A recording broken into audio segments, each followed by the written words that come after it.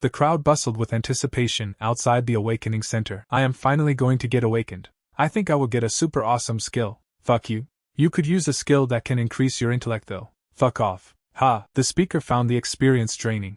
Ah, so tiring. He gazed at the towering buildings, a thought crossing his mind. I wish I had two bodies. Suddenly, a voice boomed over a loudspeaker. Everyone, please pay your attention here. A man in a suit addressed the crowd. A class Hunter Park Wante. Nice to meet you.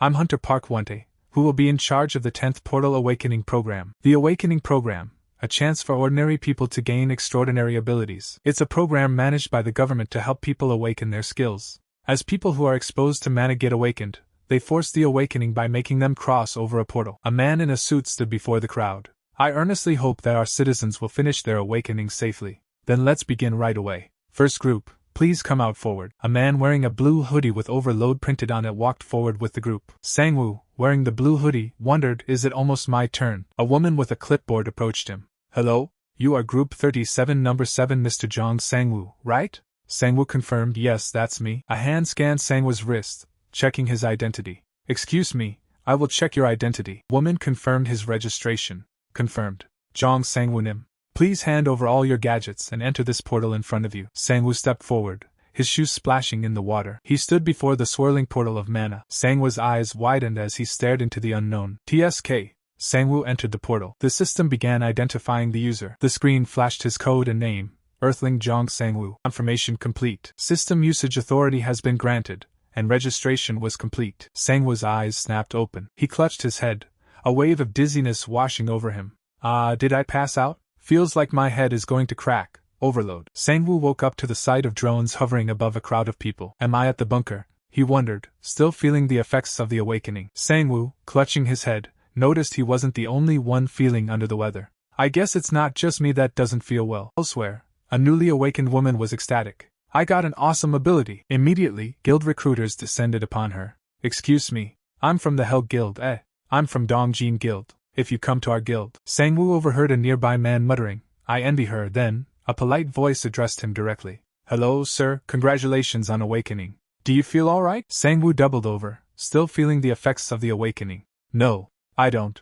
The man in the suit reassured him, you will feel better soon. Did you check your skill? Sangwoo, his face still pale, responded, I will now. Focus, bringing up a holographic screen. The screen displayed his stats. Strength 0.7, Reflex 0.51. Health 0.643, Endurance 0.539, and Mana 0.130. His skills were cloning casting type and clone strengthening passive type. Sangwoo stared at the screen in disbelief. It appears just by thinking about it. The screen shifted, highlighting his reflex, health, and endurance stats. Sangwoo stared at the screen displaying his stats, feeling utterly dejected. I'm pathetic. Seriously. Strength 0.7, Reflex 0.51, Health 0.643, Endurance 0.539, Mana 0.130. He sighed, trying to find a silver lining.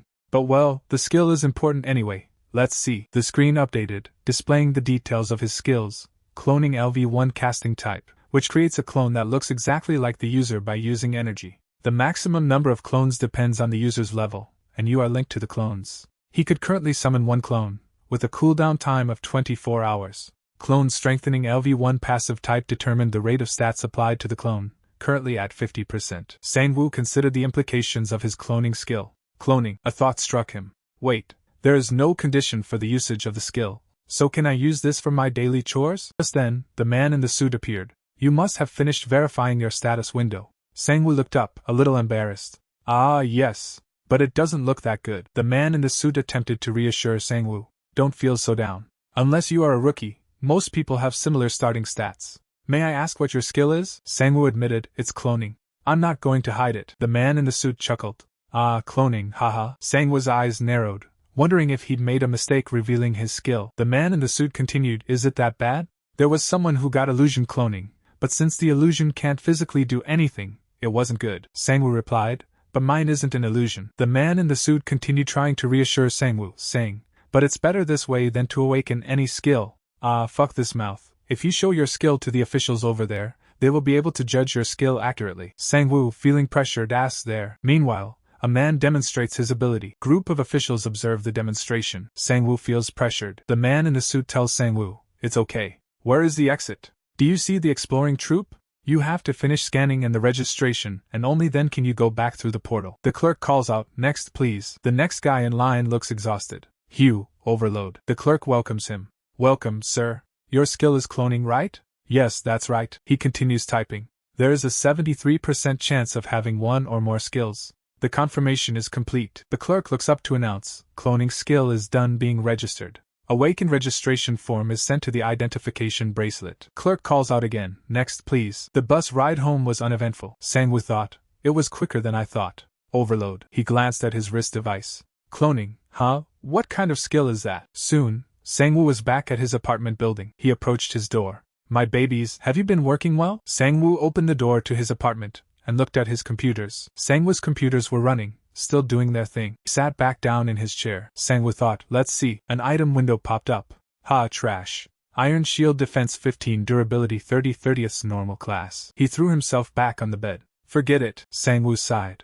The popularity of the game is decreasing nowadays anyway. Should I just hop to a new game? Sang-woo lay on his bed, thinking about his finances. I got to pay for my tuition and the monthly rent. Overload. I should find a part-time job. I wish someone could work instead of me. Suddenly, he sat upright in his chair, snapping his fingers. Ah, right. The clone. He glanced at the bracelet on his wrist, the device that allowed him to control his new abilities. He stood up, ready to test his idea. I'm gonna check it. Sang-woo stood in the middle of his apartment, ready to summon his clone. Overload. Sang-woo focused his mind, summoning his clone once more. Overload. Sang-woo steeled himself, preparing to test his cloning ability. He focused, shouting, summon clone. A surge of blue energy erupted around him. Sang-woo yelled as the skill activated. The energy intensified, and he shouted, load. The apartment filled with a blinding flash of light. As the light faded, a hand materialized, solid and real. Then a foot touched down on the wooden floor, equally substantial. The light completely dissipated,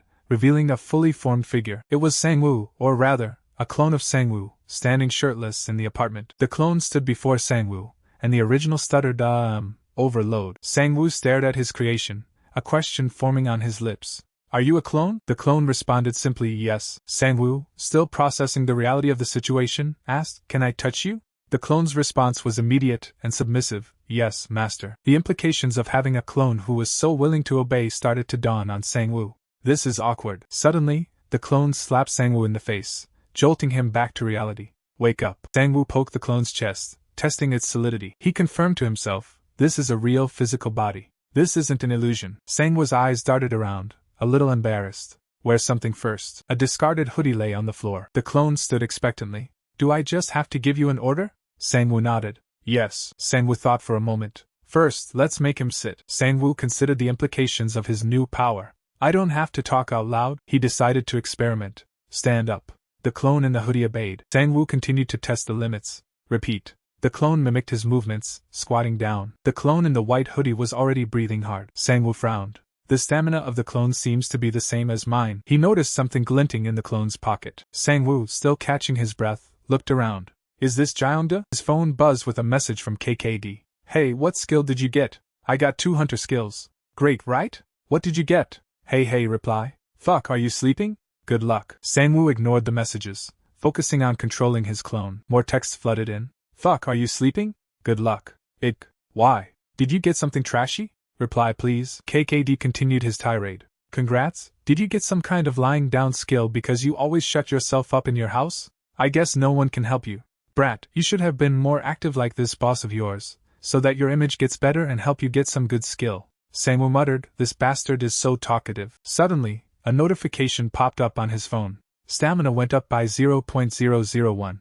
Meanwhile, Jumper George Lucas, owner of the Blink skill, an S-class ranker of America, and leader of Enlightened Group, was the first person to complete the Odin's Tower dungeon that no one could succeed. The scene shifts to Enlightened's main building. Inside, a man in a suit listened to a report. As of now, it is analyzed that among the whole population of 300 million people, 80% of the citizens are awakened. Is that so? Then how long would it take for it to reach 100%? A woman holding a tablet responded, looking at the data about the number of people participating in the awakening program every year. We can expect it to be done within 5 years. The man considered the information. 5 years, that won't be long. He stood up, looking out over the city. Back in the city, the Enlightened Group's headquarters towered over the landscape. Till then, a man gasped for air. He continued to run, struggling to breathe. His face was flushed with exertion. 2 men watched him from a bench. That man is running again today. Wow. I noticed he is here every day. What if he passes out, running like that in those clothes? The man gasped for air. Heek heek, heek heek. Man approached him, offering a drink. You are working out hard. Drink this before you start running again. The hooded man stared blankly. The man watched as the hooded figure suddenly took off running.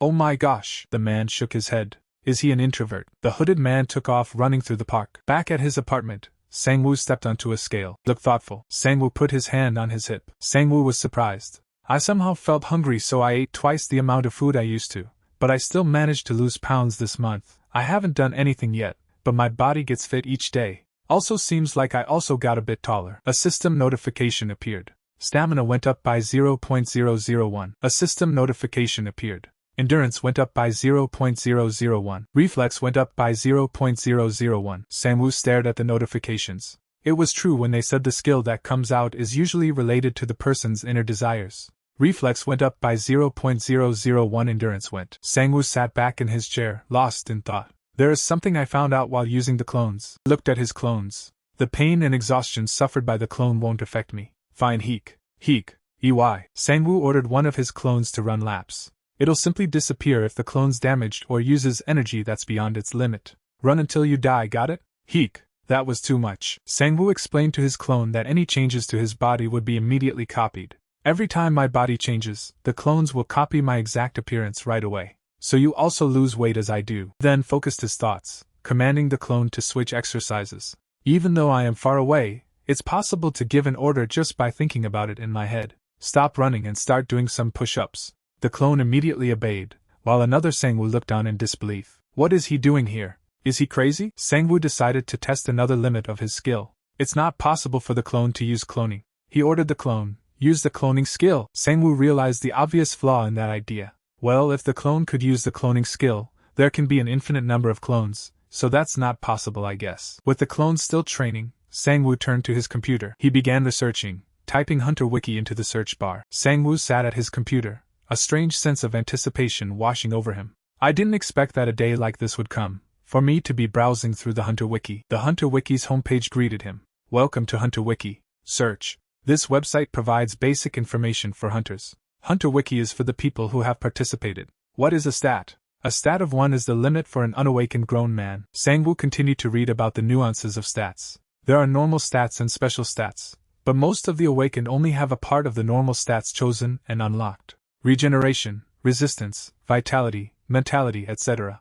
are some of the special stats, and the way to unlock these kinds of special stats isn't known except for a few exceptions. Wiki emphasized the difficulty of improvement. With just basic training, it is hard to even increase 0.001 of stats each day. Sang-woo pulled up his own stats screen, his eyes scanning the numbers. Strength 0.7 to 0.707, reflex 0.51 to 0.515, and stamina 0.669. He studied the details carefully. His strength had increased from 0.7 to 0.707, reflex from 0.51 to 0.515, stamina from 0.643 to 0.659, endurance from 0.539 to 0.550, and mana was at 0.130. His skills were listed as cloning LV1 and clone strengthening LV1. Sang-woo realized the secret to his rapid growth. Since the clone trains without any rest and does everything they can to execute the given order, he always moves until he reaches the limit.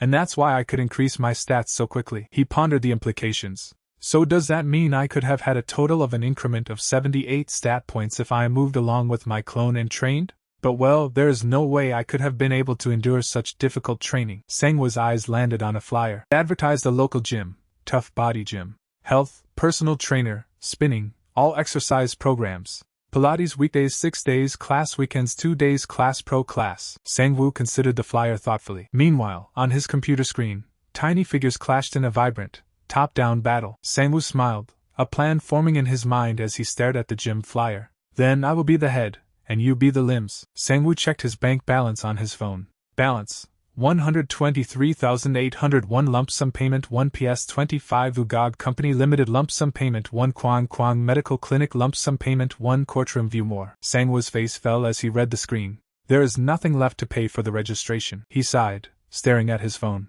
Well, I did spend a lot on food. He frowned.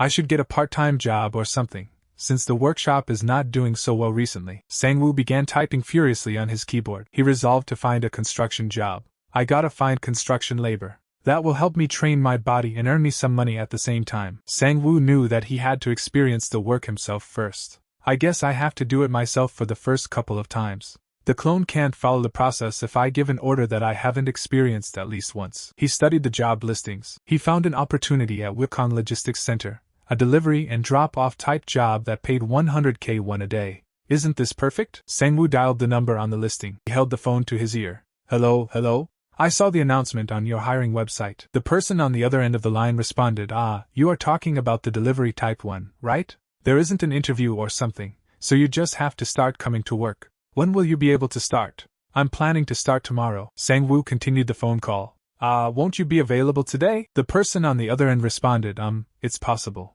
Then come to the logistics center by 6:30 p.m. Sangwoo replied, okay, see you then. Is there no one there working there? He hung up and thought to himself, forget it. It's good for me as long as I get paid right away. The Wukong Logistics Center was a massive complex. Sangwoo arrived, looking around. I think it's here. Sangwoo's clone was ready to go. The real Sangwoo worried about the plan.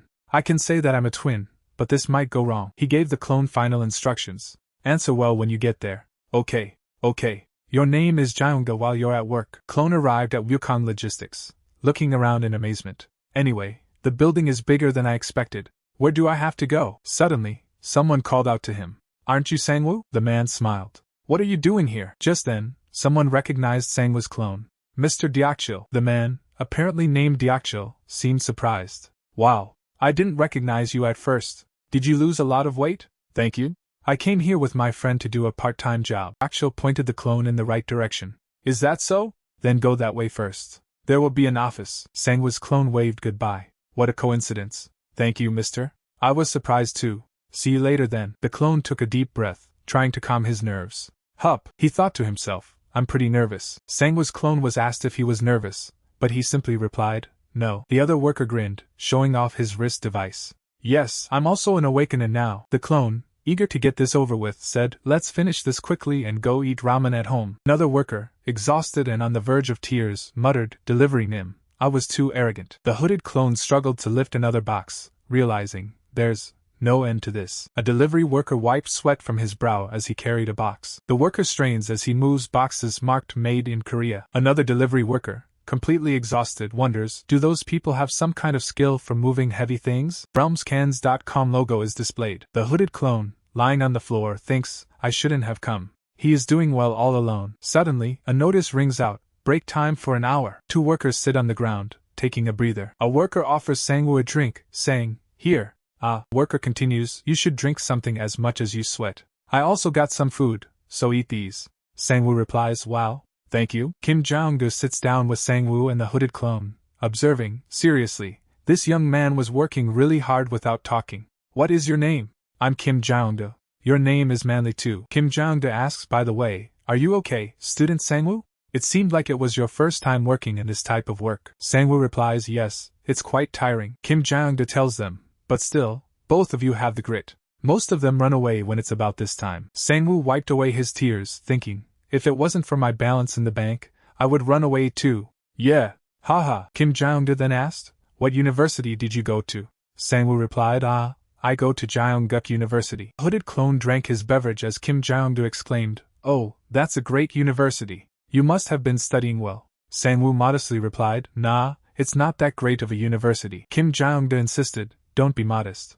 I wouldn't wish for anything else if my daughter could get into that university. I don't know who she takes after. Sangwoo reassured him, don't worry too much, mister. I also wasn't good at studying but still managed to get into Jeongguk University. Kim Jong-do looked surprised. You got in even though you weren't good? How? Sangwoo explained, I just got some licenses and with a special admission. Kim Jong-do's eyes lit up. Special admission?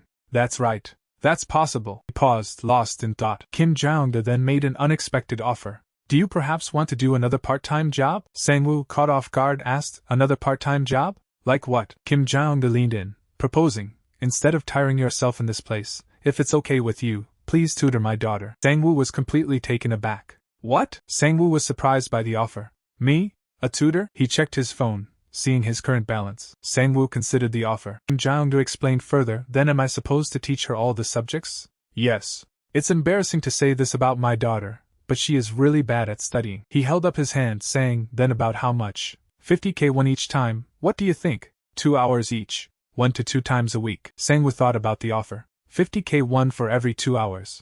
This isn't a bad rate if we only think about the time spent. The man shook Sang-woo's hand, saying, okay, thank you so much. He gathered his jacket. After work, I will discuss this matter with my daughter and contact you. You still use your old number, right? Sang-woo watched him leave. Yes. Tutoring. Huh, I hope this goes well. Suddenly, a system notification appeared. Stamina and endurance had both increased by 0.001. Sang-woo smiled. I got a job and the stats. This is good. Meanwhile, in a warehouse, Sang-woo's clone continued his labor, pushing a cart loaded with boxes. Another one. Sang-woo figured he could get another task to do. He sighed, thinking he would eat first before he did anything else. He noticed something. A man in a cap was stuffing his face with food. The man grinned, his face scarred. He crammed even more food into his mouth. Sang-woo noticed that the scarred man had finished all the food. You fucking ate it all, you bastard. Next day morning, Sang-woo stretched in bed. He groaned, this is killing me. He sat up. I'm going to use number 1 for that part. Time job from now on. A screen popped up in front of him. Endurance went up by 0.001, stats strength 0.708, 0.709, reflex 0.515, stamina 0.660, endurance D, mana D. He smirked. Seems like number 1 is working hard. Sang-woo closed his eyes, concentrating. Come back home, number 1. I want to make it disappear and just summon him again, but the clothes will be dropped at that spot. Sang-woo decided to grab a bite, saying, let's eat first. A spread of food was on the table. Sang-woo finished his meal. Hugh, I'm full now. He looked satisfied. The door opened. It was his clone. I'm back, master. Sang-woo's clone returned, and Sang-woo told him, wash up first and change your clothes. Clone followed instructions and hopped into the shower. After his shower, the clone changed into clean clothes. The clone stood before Sang-woo, sweat still glistening on his face. Sang-woo instructed him, give me your hand. The clone complied. Okay. Sang-woo stared intently at the needle he held. He reminded himself, number 1 is a clone, and if it gets dismissed, it scatters into the light. This isn't a human, or a living thing. Sang-woo steeled himself and prepared to pierce the clone's skin with the needle. A small bead of blood welled up on the clone's hand. Sang-woo observed the clone's reaction. Sang-woo said, sorry? Did that hurt? You endured well. Sang-woo stared at the blood on the bandage, wondering, when will I get the regeneration stat? He consulted the Hunter Wiki, reading, regeneration is one of the few special abilities whose way of unlocking is known already. Make a wound on your own body. Let it heal naturally until it gets healed with no other external help. Repeat infinitely until it unlocks. Sang-woo pondered the implications. Will it show a sign if I do it for a month more? Sang-woo grimaced. It's scary to make the wound any bigger. It's so pitiful. For now, let's just do this frequently. The clone advised, eat ramen every time you get hungry and work out. Sang-woo agreed, okay. The clone handed Sang-woo a phone. Take this when you go to work and answer the phone well. I will go out now, he added. Spare mobile used for video games. Sang-woo continued his daily life, balancing work and the grind towards self-improvement. He checked the directions. The gym's this way. Suddenly, someone grabbed him from behind. It was Kim Jong-do, who exclaimed, it's been a while, bastard. Kim Jong-do wrapped his arm around Sang-woo's shoulders. Hey, it's hot. Get off. I wasn't sure if it was you since you were so thin, but it was you. Hey, you lost plenty of weight, huh? Sang-woo replied. I'm working out nowadays. Even now, I'm heading to the gym to work out. Kim Jong-de tightened his arm around Sang-woo. Really? I got to work out too, yeah? I can see there is a lot of fat all over your body. Hey, this is all muscle. What's the name of your gym? Kim Jong-de pointed down the street. There is a tough body gym somewhere here. Ah, there. That place is known to be good. Sang-woo looked skeptical. Really? There is nothing special I could see except the price. Kim Jong-de grinned lecherously. The trainer there is really pretty. Sang-woo's eyes widened as Kim Jong-de started dragging him along. That's what you meant. Wait for me. But you aren't going there to exercise. They entered the building. Inside Tough Body Gym, a man with a braided ponytail pumped iron with a focused scowl. The gym had rows of treadmills and other equipment. Another man worked out, his back muscles rippling as he did pull-ups. The sign behind him read, Fitness. Meanwhile, Kim Jong-do ate a plate of chicken. Kim Jong-do asked, you think? Oh, It's quite good. A man apologized. Ago, sorry, it was a lunch break. Welcome. This is Tough Body Gym. Is this your first time? Sangwoo replied, yes, I would like to register. The gym employee pitched Sangwoo on a launch sale. We are having a launch sale right now, so if you register for 3 months,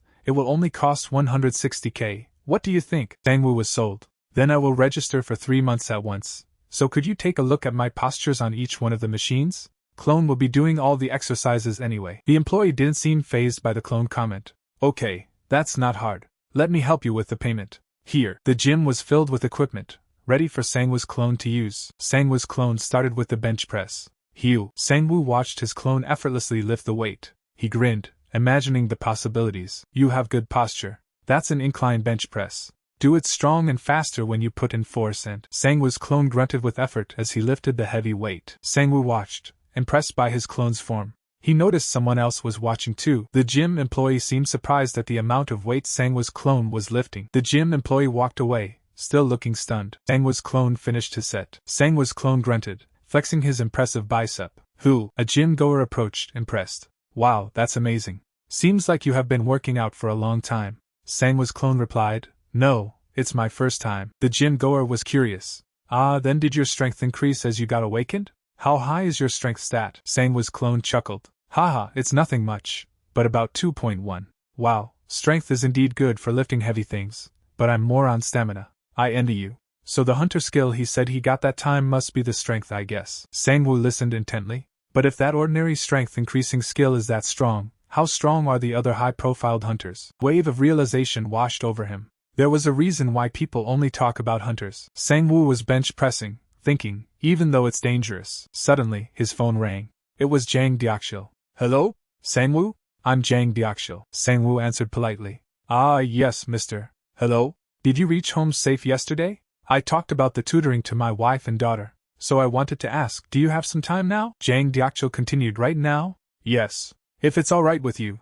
I wanted to talk to you at our house face to face. Okay, I will try to get there as soon as possible. Scene shifts to a view of the city, hinting at Sangwoo's upcoming journey. Sangwoo, now wearing a hoodie, muttered to himself, Jeongdu, that bastard. He didn't register even after all that. Sangwoo's gym buddy teased him. Hey, if I start to go there, how can you exercise properly when you will be busy ending me? It's just because there isn't the pretty trainer that others talked about. The man looked dejected. Yeah, Sangwoo, now outside the apartment building, thought to himself, it's better this way since I don't have to worry about sending the clone to the gym now. He spotted the apartment number. Is it here? Suddenly, the sounds of a domestic dispute erupted. Sangwoo overheard a girl yelling. It's noisy somehow. Why the hell would you decide that by yourself, Dad? Girl continued her tirade. You said he is going to be here. Call him not to come and get out. Gah, I will go to work, so if you don't like it, tell him yourself. Kim Jong-de looked surprised by the commotion. Sangwoo, who was at the door, looked equally confused. The daughter had kicked her father to the floor. The daughter looked shocked.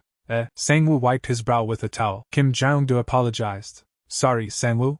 I didn't see you there. It's alright. Just then, a woman placed a plate of dumplings on the table. Oh, is this student Sangwoo? The woman was surprised by Sangwoo's transformation. Wow, I couldn't recognize you at all. You really lost a lot of weight. Sangwoo chuckled. I have been working out lately. It's been a while since I last saw you, ma'am.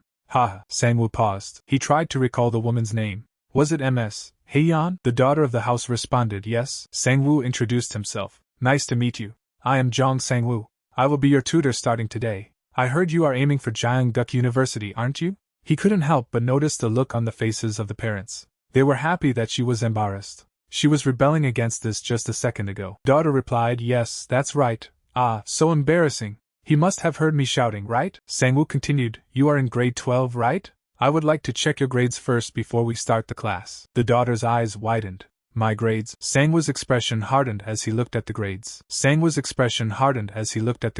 Parents watched with amusement as their daughter hid her face. The father grabbed his coat. The mother, in a fit of pique, shouted, I'm going to work. Thanks, Sangwoo. That traitor. Sangwoo watched her leave. Daughter looked down, crestfallen. Sangwoo, trying to lighten the mood, admitted, I didn't get a good score on the SAT either. I have a lot of tips on grinding too. The daughter seemed intrigued. Really? Sangwoo grinned. Of course. Let's do our best. Okay, he added, but let's start tutoring from today. For the 2 days a week, Monday and… The scene shifted to the exterior of the apartment building. Sangwoo stood at the door, a thoughtful expression on his face. We still have a long way to go. Sangwoo leaned over, observing the daughter's focused expression as she studied her textbook. She seemed to be getting the hang of the material. Sangwoo thought to himself, but still, it's fortunate that the kid is brighter than I expected. He glanced around the apartment. Number 1 must have gone to work. Sangwoo considered the logistics of his cloning skill. For now, I gave him a spare phone, but if the number of clones increases later, getting multiple phones is gonna be tough. He opened his laptop and went to Hunter Web. Dungeon tips, looking for party skills, buying or selling. Sangwoo sat at his computer thinking, shall I look for a skill related to mine in the Hunter Web? He searched the web for skills. One listing caught his eye. Title, strongly recommend summon type, familiar skill. The details read, skill for sharing senses with your pet or summoned creature. Since the senses are shared, even the eyesight is shared between them. It is a helpful skill for sending the creature alone and earning experience points. The price? 100 million won. Another scroll read, selling telepathy skill scroll. This is one of the skills that a lot of people are already using. I strongly recommend this to the leaders. When you use this, you can directly send your thoughts to the specific person within the range. The price was 400 million won. Sangwoo grimaced. If I had that kind of money, I would have rather bought a house than buy a skill. Sangwoo leaned back in his chair, sighing at the prices of the skills he'd been looking at. It will take forever to buy just one of these skills. Do hunters earn so much that they can afford this? And those even belong to the low price range. He checked his account balance on his phone. With only 233,201. Sangwoo was broke. Fuck. Lying back on his bed, he wondered, should I become a hunter? The TV was on in the background, showing a news report about class hunters and their luxurious lifestyles. The news report mentioned that hunter registrations had reached 1 million. Sangwoo sat up, considering his options. He realized this is a great skill. I can't just let it work on menial jobs. He grabbed a jacket. Alright. Sangwoo grinned, throwing on the jacket. Let's just try it. Hunter. A system message appeared. Vitality was unlocked. He pondered the possibilities. Hunter, what is a hunter? In the year 2000, portals started to show up all over the earth at the same time, and monsters poured out of them. The monsters emerged, ready to destroy everything. Because of this incident that we call the Great Disaster, more than half of the world's population died, and it seemed like it was the end of humanity. But the moment the disaster started, superhumans who got special powers showed up, and with them on the front lines, humanity barely won the war. And now, in 2023, there are people who hunt the monsters that are left. We call them the hunters. The video on the phone explains that if you just pass the test, you will get a nationally recognized license and can kill monsters legally. Now, the video continues. Let's proceed with some tips to pass the hunter test. Sangwoo arrives at the hunter center. The sign clearly marks it as the hunter center. Sangwoo gazes up at the towering building. Anyway, Sangwoo thinks, he doesn't know if it's thanks to the vitality he unlocked recently,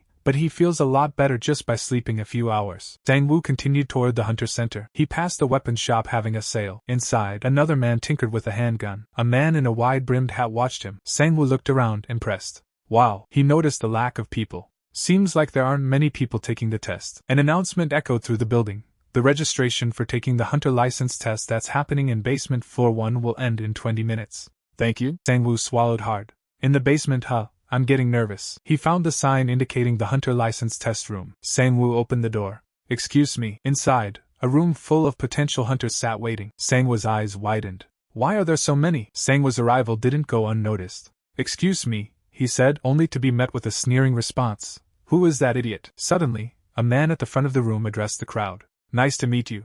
I'm Han Myongwon, a class hunter, and I'll be the proctor of this licensing test. Han Myongwon continued, the license test is composed of a written test, a practical test, and an aptitude test, and the moment we catch you cheating, you will be disqualified from this test, and you can't take the exam this year. He stared intently at the potential hunters. Do you understand? We never forgive cheaters. Sangwoo looked around nervously, feeling the weight of the situation. The pressure was intense. The proctor's voice cut through the tense atmosphere. Now, announced, we will start the hunter license test. The hunter license test was about to begin. Meanwhile, a man was driving his car down a busy city street. He spoke into his headset. Yes, we will deposit it all before the end of the month. He gripped the steering wheel tightly. Just wait for a while, boss. It's not like I have been working in this field just for a couple of days. Suddenly, the car lurched violently. The driver's face was pale with fear. He's killing me. JM Agency CEO Khan. He looked around desperately. The money's not coming in, but there are so many places the money has to go to. The hunter exam was about to end, as the time displayed 7:45. Meanwhile, cars drove along a busy city bridge. Sangwoo received a notification. Congratulations on passing F-Class Hunter. Sangwoo stared at the notification in disbelief. He scratched his head. What, that's it? Everyone did say that it's easy, so I was wondering how easy it could be. It's just like getting a driver's license. Congratulations on passing F class. He thought to himself, the questions were easy on the written exam, and I only had to memorize few things. Number 20 is the last one. Sangwoo was surprised at how easy the hunter license test was. They give enough time to practice for the practical test, and the target is really close. How long am I allowed to practice shooting here? He was told, there's no limit. Sangwoo thought, what? Next, Sangwoo took the aptitude test. And the aptitude test is like a moral test in grade school. The interviewer asked, have you ever thought of shooting a person? Sangwoo replied, of course not. Pass, the man said. Sangwoo was shocked. What? Sangwoo couldn't believe how easy the test was. This job is about risking our lives and using weapons. Is it really okay to be like this? Sangwoo looked around in disbelief. He stared up at a tall government building. It's like the government wants us to do this. Sangwoo shook his head. Let's not overthink about this. Sangwoo left the building and found a crowd of people waiting outside. They were handing out business cards and congratulating the new hunters. One man even took off his hat and bowed deeply. Sangwoo watched the scene, a thought bubbling in his mind. Are they from guilds that try to recruit the hunters? Someone approached Sangwoo, offering a card. Congratulations on passing the hunter license exam. Sangwoo stared at the business card. JM Agency. The card read, JM Agency, CO Kang Junmo. Kang Junmo introduced himself. I'm Kang Junmo. Every time you purchase an item or look for a monster to hunt, if you contact me, with a small amount of fee, we will gladly help you with the best service. Sangwoo, a bit overwhelmed, could only reply, okay, thank you. Suddenly, a blue screen popped up in front of Sangwoo, displaying a notification. It read, cloning skill level increased. Cloning LV2 casting type. Create a clone that looks exactly like you by using energy. The maximum number of clones that can be created depends on the user's level. Number of clones you can currently summon simultaneously. 2. Kang Junmo, seeing Sangwoo distracted, quickly changed his tune. Our agency is the best agency in. I will contact you some other time. Kang Junmo looked dejected as he said, okay, please, don't forget to contact me. Night had fallen on the city. Sangwoo covered his face, muttering, Puihi. One of Sangwoo's clones,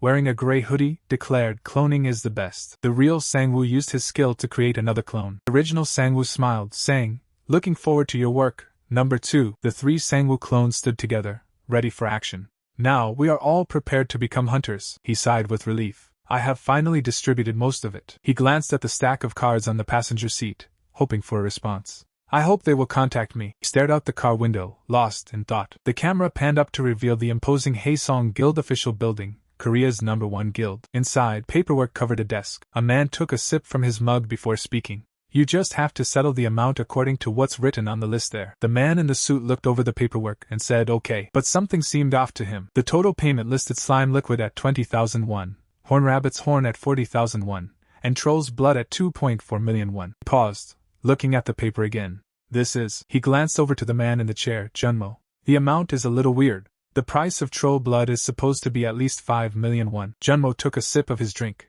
Hasn't it been a while since you joined Haesong already? The man in the suit nodded in agreement. Yes, that's right. He continued, his expression serious. Then you gotta be quick-witted. He elaborated on his point. If we go by all the rules, and do everything that we are supposed to do, what will be left for us? Junmo picked up his mug, the tension in the room thick enough to cut with a knife. The man in the suit leaned in closer to Junmo. I know our Mr. Junmo is full of righteousness, but let's not be too sensitive about our guild business. He finished with a pointed look. Okay? The meeting was set at a Starbucks coffee. The man in the suit arrived, looking serious. Sangwoo waved a greeting. Here. Coffee, espresso, americano, cappuccino, Man in the suit apologized. I'm sorry to have kept you waiting. Sangwoo replied, no problem, I just got here. The man in the suit offered, shall we order something to drink? Sangwoo agreed. Yes. With the drink settled, the conversation could finally begin. So, the man in the suit asked, you would like to go a safe hunting ground that even a newbie can handle, right? Sangwoo confirmed, yes. The man continued, sorry, but may I know what your skill is?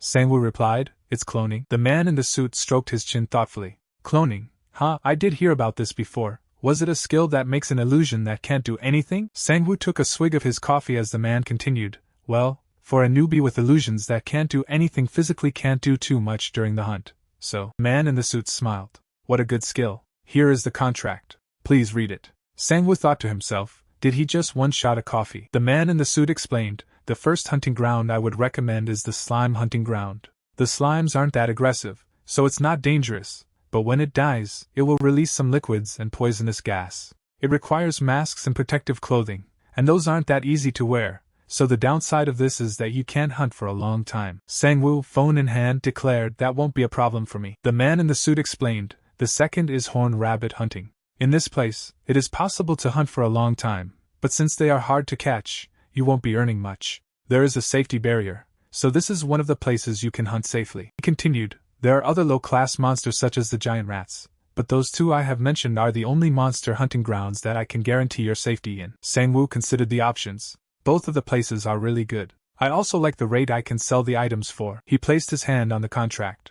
I would like to proceed with this contract. The man in the suit smiled. Thanks you, Hunter Jong Sangwoo-nim. The man in the suit flipped through his notebook, saying, you said that you like both of these hunting grounds. Could you choose one of those? The sound of the stamp echoed in the room. The man in the suit looked up, surprised. When I said that I like both the places, the stamp came down again. The man's expression grew more concerned. Sangwoo, with a smile, clarified, that meant I wanted to hunt in both of those places. The man in the suit greeted Sangwoo. Nice to meet you.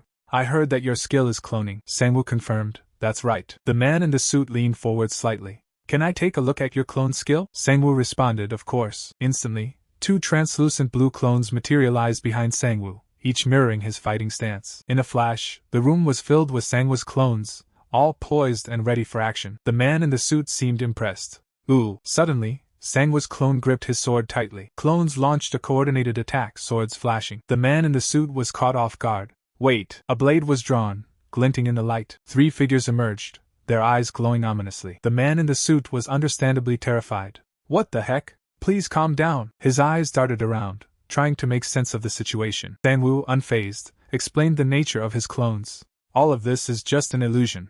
Nothing is real. The man reached out hesitantly. Can I perhaps touch? Sangwoo clarified the limitations of his skill. It can't deal any actual damage though. He smirked, already formulating a plan. But it's perfect to draw the monster's attention. The man in the suit could only manage a few nervous laughs. He finally spoke. I've seen enough of your skill. He recalled his initial impression of Sangwoo's ability. The clone skill I saw at that time was definitely an illusion. Sangwoo watched him expectantly. But what is this? Sangwoo verified the contract that the man gave him. He took a sip of coffee. The man in the suit was taken aback. This is my first time seeing a skill like this. He studied Sangwoo and his clone, trying to make sense of it all. Are you perhaps twins? Sangwoo chuckled. Sangwoo found the question amusing. Well, it's reasonable to think that. Haha, he said we are twins. He placed a hand on his clone's shoulder. Sangwoo clarified the nature of his ability. This guy here is my clone. I know you might confuse my skill with someone else's, but this person is real. Sangwoo casually mentions, actually there's one more, but I sent him to the fitness center. The man in the suit raises an eyebrow, surprised by this information.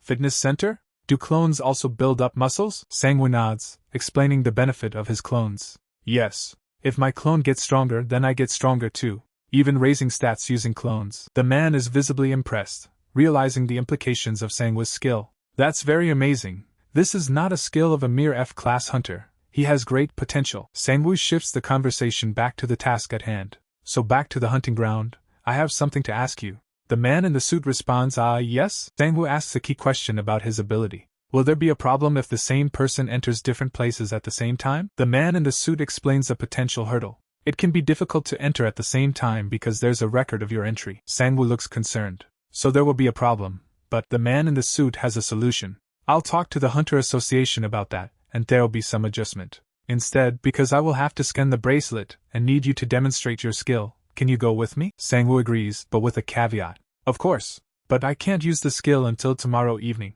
because there's a cooldown on it. The man in the suit adjusts the schedule accordingly. Then let's meet at the Hunter Center 2 days from now. The man in the suit is ready to finalize the deal. Then the contract. Sangwoo confirms that he has stamped the contract and checked the details. The man in the suit startles Sangwoo by looming over him. The man in the suit smiles, looking forward to their cooperation. Sangwoo nods, a small smile on his face. The two shake hands, sealing the deal. Sangwoo and the man in the suit shake hands, while a clone sits at a table in the background. Me too. 2 days later. Sangwoo looked around, a bit nervous. Suddenly, he heard someone call out, Hunter Nim.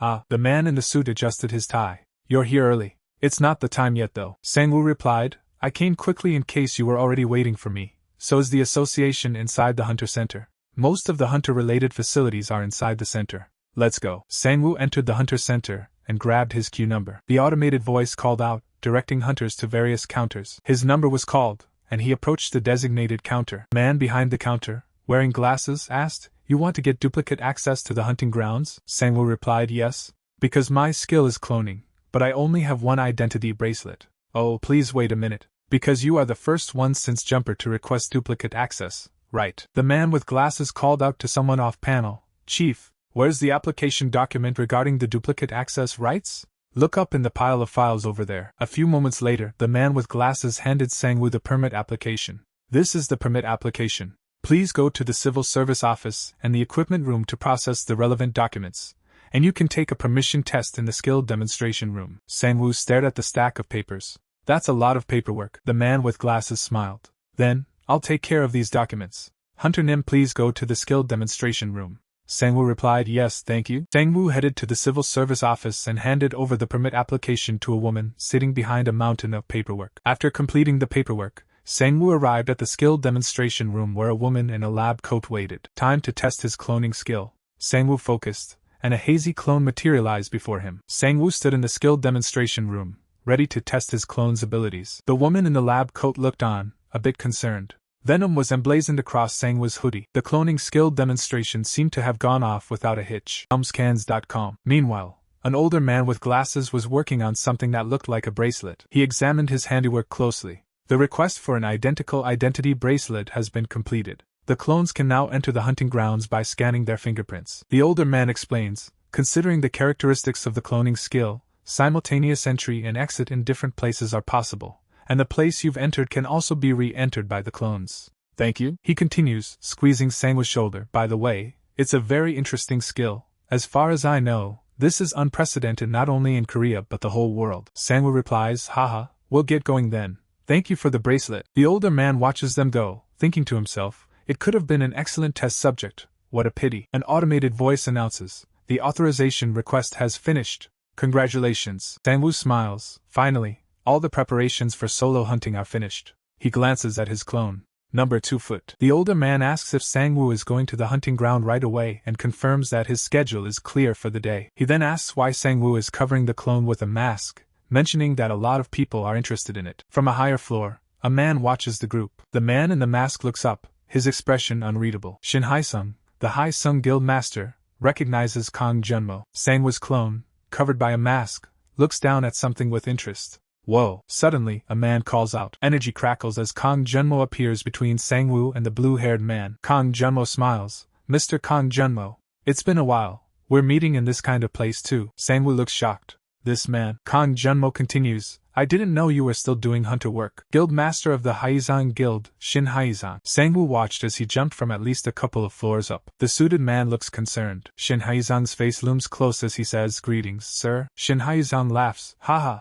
What do you mean by sir? Those greetings. Someone wonders, and that guy is. The suited man explains. He's a hunter associated with our company. Shin Haezang's eyes narrow as he says, ah. Sangwoo looks back at him as Shin Haezang states, I see. A hunter. Shin Haezang's expression darkens. The suited man glances at Sangwoo's legs. Shin Haezang asks, are you perhaps an F rank? The suited man sighs. They say it's rough being away from home. Mr. Junmo, who used to supervise the C and B ranks, became like this. Someone off-screen bursts into laughter. The man continues to mock Sangwoo. I can't believe you're taking care of an F rank wearing a sweatshirt like that. Mr. Junmo's face contorts in anger as he says you. He grabs Sangwoo by the shoulder. Mr. Junmo glares at Sangwoo. The suited man raises an eyebrow, looking down at Sangwoo. Yeah? He looms over the F rank hunter, a sinister grin spreading across his face. It seems like this F rank hunter has something to say. Sangwoo smiles back innocently. He decides to butter up the guild master. It's not like that. It's just that I'm honored to meet the guild master of the rank 1 guild in the country. The suited man seems pleased by Sangwoo's words. Oh, you don't have the eyes of an F rank. You have some sense. Sangwoo hides his face with his hand. The suited man continues to heap praise on himself. I mean, not only that ranks first in reproducing dungeons in the country, ranks first in restricting hunting grounds. This punk ranks first in terms of payment ratio. I can't believe the guild master of that guild is raising me like this. Sangwoo, overwhelmed by the guild master's self-admiration, is at a loss for words. I have no idea what to do now. The suited man smirks, his eyes glinting with amusement. So you have some guts. The guild master's face is shadowed, but his glowing eyes and sinister grin are visible. He places a hand on Sangwoo's shoulder, his gaze intense. Shall we look if your skill is as good as your guts? Sangwoo's eyes widen in alarm as he feels the guild master's hand on his shoulder. Suddenly, a man in a suit burst into the room, yelling, "Sir!" The guild master turns to the newcomer, a smirk playing on his lips. "You're here. Oh my. The party pooper is here." He turns back to Sangwoo, patting him on the shoulder. "Well, that's it for today." The guild master leans in close, a predatory glint in his eyes. "What's your name?" Sangwoo meets his gaze, a hint of defiance in his voice. "How about you find that out by yourself?" The guild master throws his head back and laughs. "Haha, you're a funny guy. See you next time, Mr. Genmo." As Sangwoo leaves the association, the man in the suit mutters to himself, "If you just leave like that inside the association, I know. Meanwhile, Sangwoo is in a car with the man in the suit and another man in a hoodie. The man in the suit turns to Sangwoo. "Thank you for what you did earlier." Sangwoo leans back in his seat, a thoughtful expression on his face. "I can't just stand by and watch." The man in the suit asks him, "Did you know about my relationship with the Haizan Guild?" Sangwoo replies, "I'm not stupid. I figured it out by doing some research on the JM agency." Back at his desk, Sangwoo was doing some research, but there weren't many things related to it on the internet. Why is there nothing? He found some interesting tidbits. While researching, I saw a rumor about Agent Kang Genmo. According to an insider, you were kicked out of the Haizan Guild. Hunter Gallery General JM Agency sucks LOL. The representative is a former employee of the Haizan Guild. The thorny hellgate opens for those who sign a contract with the JM Agency. Sangwoo continues reading the comments. "Really? I'll believe this. Thanks for this info." So even that incident was on the internet. No wonder the hunters weren't joining us. Someone in the comments said to never join the JM Agency, because they would be targeted by the Haizan Guild. The man in the suit turned to Sangwoo, a nervous expression on his face. "But for what reason did you choose our agency?" Sangwoo grinned, holding up his fingers in a money gesture. "Because of the payment ratio. I can't believe the ratio is 8-2. Money! Haha." Hooded man in the back seat simply says, "Well," Sangwoo explained his reasoning. "Also, I can trust you if there's something I can't stand with this industry and the guild." The driver kept his eyes on the road. He simply responded, "Thank you." The scene then cuts to a fitness center. A close-up of a bloodied hand gripping a metal bar. The camera panned down to show a pair of legs. Sangwoo grunted with the effort of each rep. Another gym patron watched with concern. Man turned to a woman beside him. "I can tell it's dangerous just by looking at that guy. Will he be okay? It's amazing even though he keeps on doing that. I tried talking to him, but he's not listening at all." Suddenly, Sangwoo's phone rang. His already bloodied hands tightened on the bar. He checked his phone. "Finish your workout and wash up. Wait in front of the gym at 4 o'clock. Jong Sangwoo." Sangwoo slammed his drink, finally finishing his workout. "Looks like he's stopping for today, thank God." Meanwhile, deep in a dark cave, 2 red slimes oozed. More slimes were gathered deeper in the cave. Suddenly, one of the slimes exploded. A man in a gas mask and protective gear stood over the remains, holding a hammer. The man in the gas mask stood over the remains of the slime, hammer in hand. He carried a tank filled with red liquid on his back. The man walked back towards the entrance where 2 other men were waiting. Sangwoo sighed in relief. Phew. Sangwoo removed his mask as he was greeted by the man in the suit. "How was it? The gas mask is so bothersome. It felt like I was breathing with multiple face masks on." The man in the suit nodded. "Yes, although the slime hunting ground is safe, hunters don't really go there. The profits aren't much either." Sangwoo looked at his slime-covered gloves and sighed. "I understand. I don't think I can do this for a long time." The man in the suit explained the grind to Sangwoo. "You can hunt until the container is full, and once it's full, you can go replace them in the rented locker. However, no matter how patient a person is, it'd be hard to endure it for 6 hours." The man in the suit gestured to the gas mask and cooling equipment. "New gas mask cooling equipment suit. I don't know for sure, but they say that you could endure it for a longer duration if you have a good gas mask and high-quality equipment." Sangwoo's eyes widened. "I'm pretty sure I can't even do it for 2 hours, let alone 6 hours. Sangwoo's clone, wearing an orange shirt and with a mask, suddenly had an idea. "But what if it's number 2? Sangwoo laced up his boots, preparing for the hunt. He pulled on his protective gloves. His clone, already heading out, waved back. "Good luck, number 2. Sangwoo turned to the man in the suit, a determined glint in his eyes. "Let's go to the Horned Rabbit hunting grounds next." "Yes, Mr. Hunter." Sangwoo gestured with his hand. "With number 1 right here." He paused, a thought striking him. I still haven't picked him up from the gym." Sangwoo emerged from the gym, still in his workout clothes and carrying his gym bag.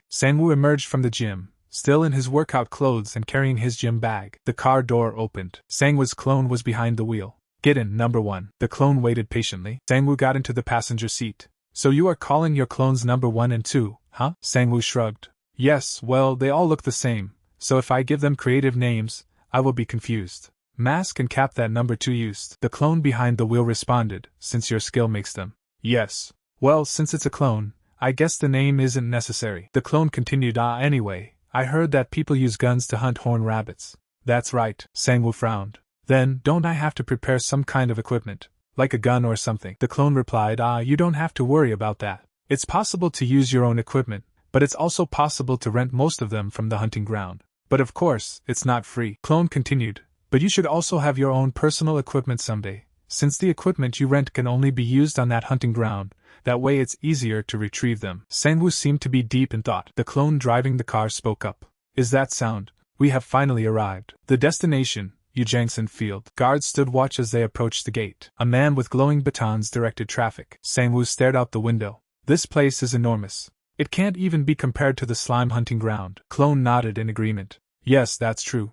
This place is the famous Yujangsan Field where the monster break happened. Sangwoo's eyes widened as he thought, monster break. I have heard of it. The scene shifted, showing a portal spewing monsters. Basically, the portal is disconnected from the outside world. Because of that, most of the hunting happens after the hunters go inside the portal. But, the image showed a monster destroying a city. In some instances, a monster comes through the portal, destroys the surroundings, and makes the place into the field. The destruction was immense, with monsters crawling everywhere. We call this as monster break. Years ago, when the monster break happened, most of the high-class monsters were defeated, and what's left are mostly just the F and E class monsters. Thus the place is praised by the hunters as a good hunting ground. The man in the Venom Zephyr hoodie asked, won't there be any complaints about the noise? Sangwoo and the man in the suit walked into the building. Inside, hunters milled around the multi-level facility. A muscular man with crossed arms gestured to the side. You can rent the equipment over there. The image zoomed in on a box. Rifle and night vision goggles, place rental and earplugs along with 400 rounds of bullets. The muscular man gestured towards the rental equipment.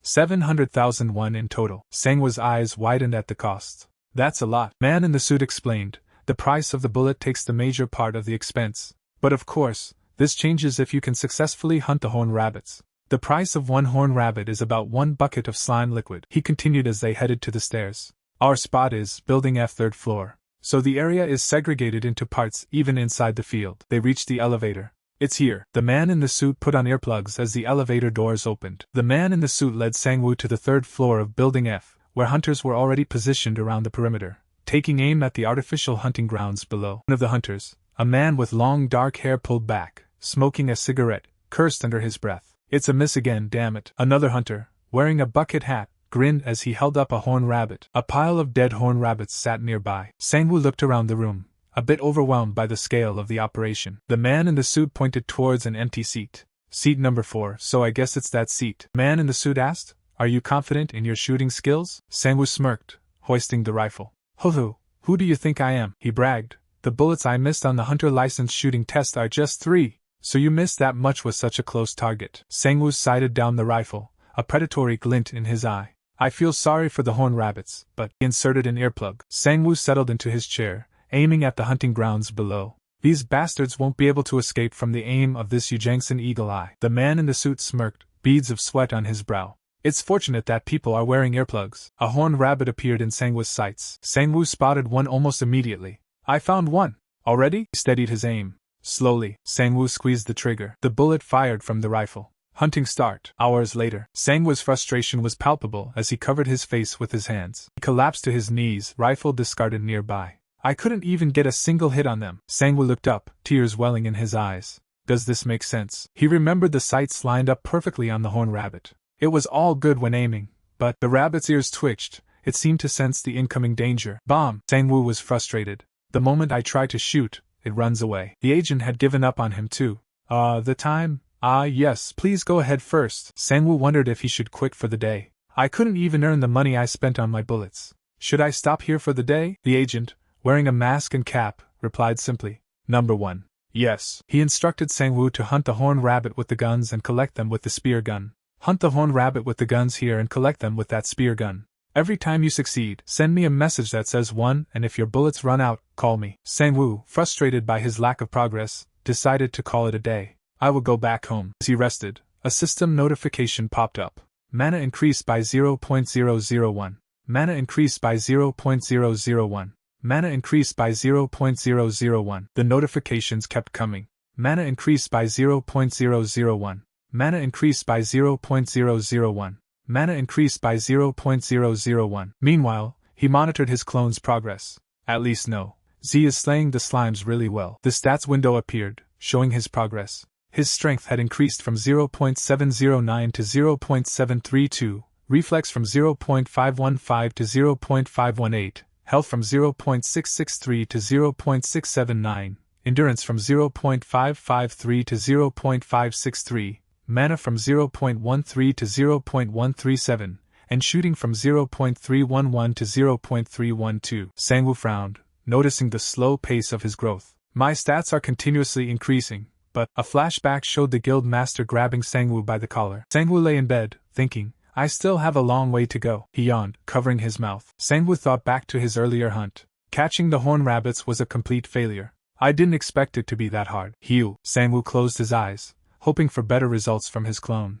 I wish number 1 gets at least a single horn rabbit. Sangwoo was fast asleep in his bed. His phone screen lit up, displaying the time, 4:31 a.m. There were 46 unread messages from number 1 Nim, all saying 1111. If you're listening right now, help me prove something wrong. My mom told me I should stop reading and doing these recaps and that it was a waste of time. But I know you guys are different. If you like these recaps, please subscribe and let's prove her wrong. Sangwoo was dead asleep, but somewhere in the city, the JM agency was about to have its morning ruined. The JM agency was a hive of activity, or at least it would be soon enough. A man in a crisp white shirt stood by the window, arms crossed, lost in thought. Suddenly, his phone buzzed with a notification, interrupting his reverie. He answered the call. Hello? This is JM Agency. Caller's voice was sharp and demanding. Is this the agency that Hunter Jong Sangwoo belongs to? Back at the JM Agency, the slime hunting ground manager was on the phone, sounding frantic. Yes, that's right. This is Slime Hunting Ground Manager. Come here quickly and please stop Hunter Jong Sangwoo. The manager's voice rose in panic. What are you talking about? He has been hunting for more than 24 hours. He isn't in the right mind right now. The man in the white shirt grabbed his jacket, already heading for the door. I will be there as soon as I can. Meanwhile, back in his apartment, Sangwoo stretched luxuriously. I had a good night's sleep. He glanced at his phone and saw a message. It's from number 1. Did he run out of bullets? Sangwoo sat up, a strange feeling washing over him. Sangwoo woke up to a flood of messages on his phone. Wait, why are there so many messages? His eyes widened as he scrolled through the notifications. Meanwhile, at the hunting grounds, the man in the suit stood dumbfounded, surrounded by armed guards. The storage bins were filled to the brim with red slime. The man in the suit stared in disbelief. What? Did he fill all these storage bins within just a day? The guards looked at each other nervously, unsure of what to do next. The man in the suit was on the phone. This isn't the time for it, he exclaimed into the receiver. Sangwoo answered the call. Hello? The man in the suit excitedly reported. Hunter Sangwoo Nim. Good news. I'm in the slime hunting ground and your clone has filled all the storage bins within just a day.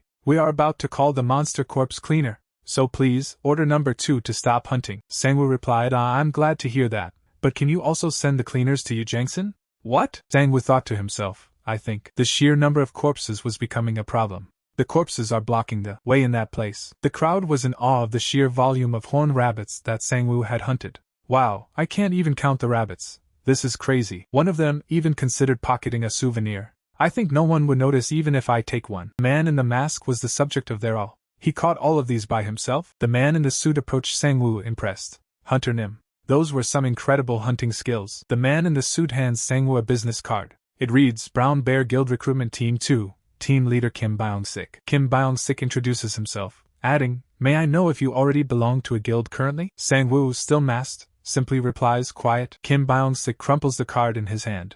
Be patient. Most of the talented people are weirdos. Kim Byung-sik laughs nervously. No, haha. The other members of the Brown Bear Guild recruitment team look on, one of them saying, We have been trying to talk to him, but he won't say a thing. The Brown Bear Guild recruitment team watched Sangwoo work. Recruiters from the large guilds. One of the recruiters commented that Sangwoo hadn't said a word, even to them. But still, I'm sure he would have said a word or two. I told you, he doesn't say anything. Sangwoo's clone opened a case of ammunition. Additional bullets. He told his clone to keep hunting and let the agent take care of the corpses if he comes. Keep hunting, and if the agent Nim comes, let him take care of the corpses. Okay. Sangwoo praised his clone. Well done. Number 1. Clone number 1 looked surprised. Clone number 1 reloads his weapon, ready to continue the hunt. The Brown Bear Guild recruiters are surprised. He started to hunt again. Really? One of the recruiters shushes the others. Hey, keep quiet. Let's see how he hunts them. Don't push me, another recruiter calls out. Looks like he is going to hunt again. Camera. Back in the office, someone muses. I must have underestimated what clones can do. The narrator continues. Currently, the clones are getting 50% of the stats. If we think about this simply, we might think that they can only do 50% of what I can do. But Sangwoo considered the clones' machine-like capability to accomplish the mission, their ability to make decisions without any hesitation, and their great concentration. He realized what the clones could do was much more than he expected. Teacher. What? Why? A woman asked. What are you thinking about so much? Sangwoo replied, sorry, I'm done checking. You've definitely done better than the last time, right?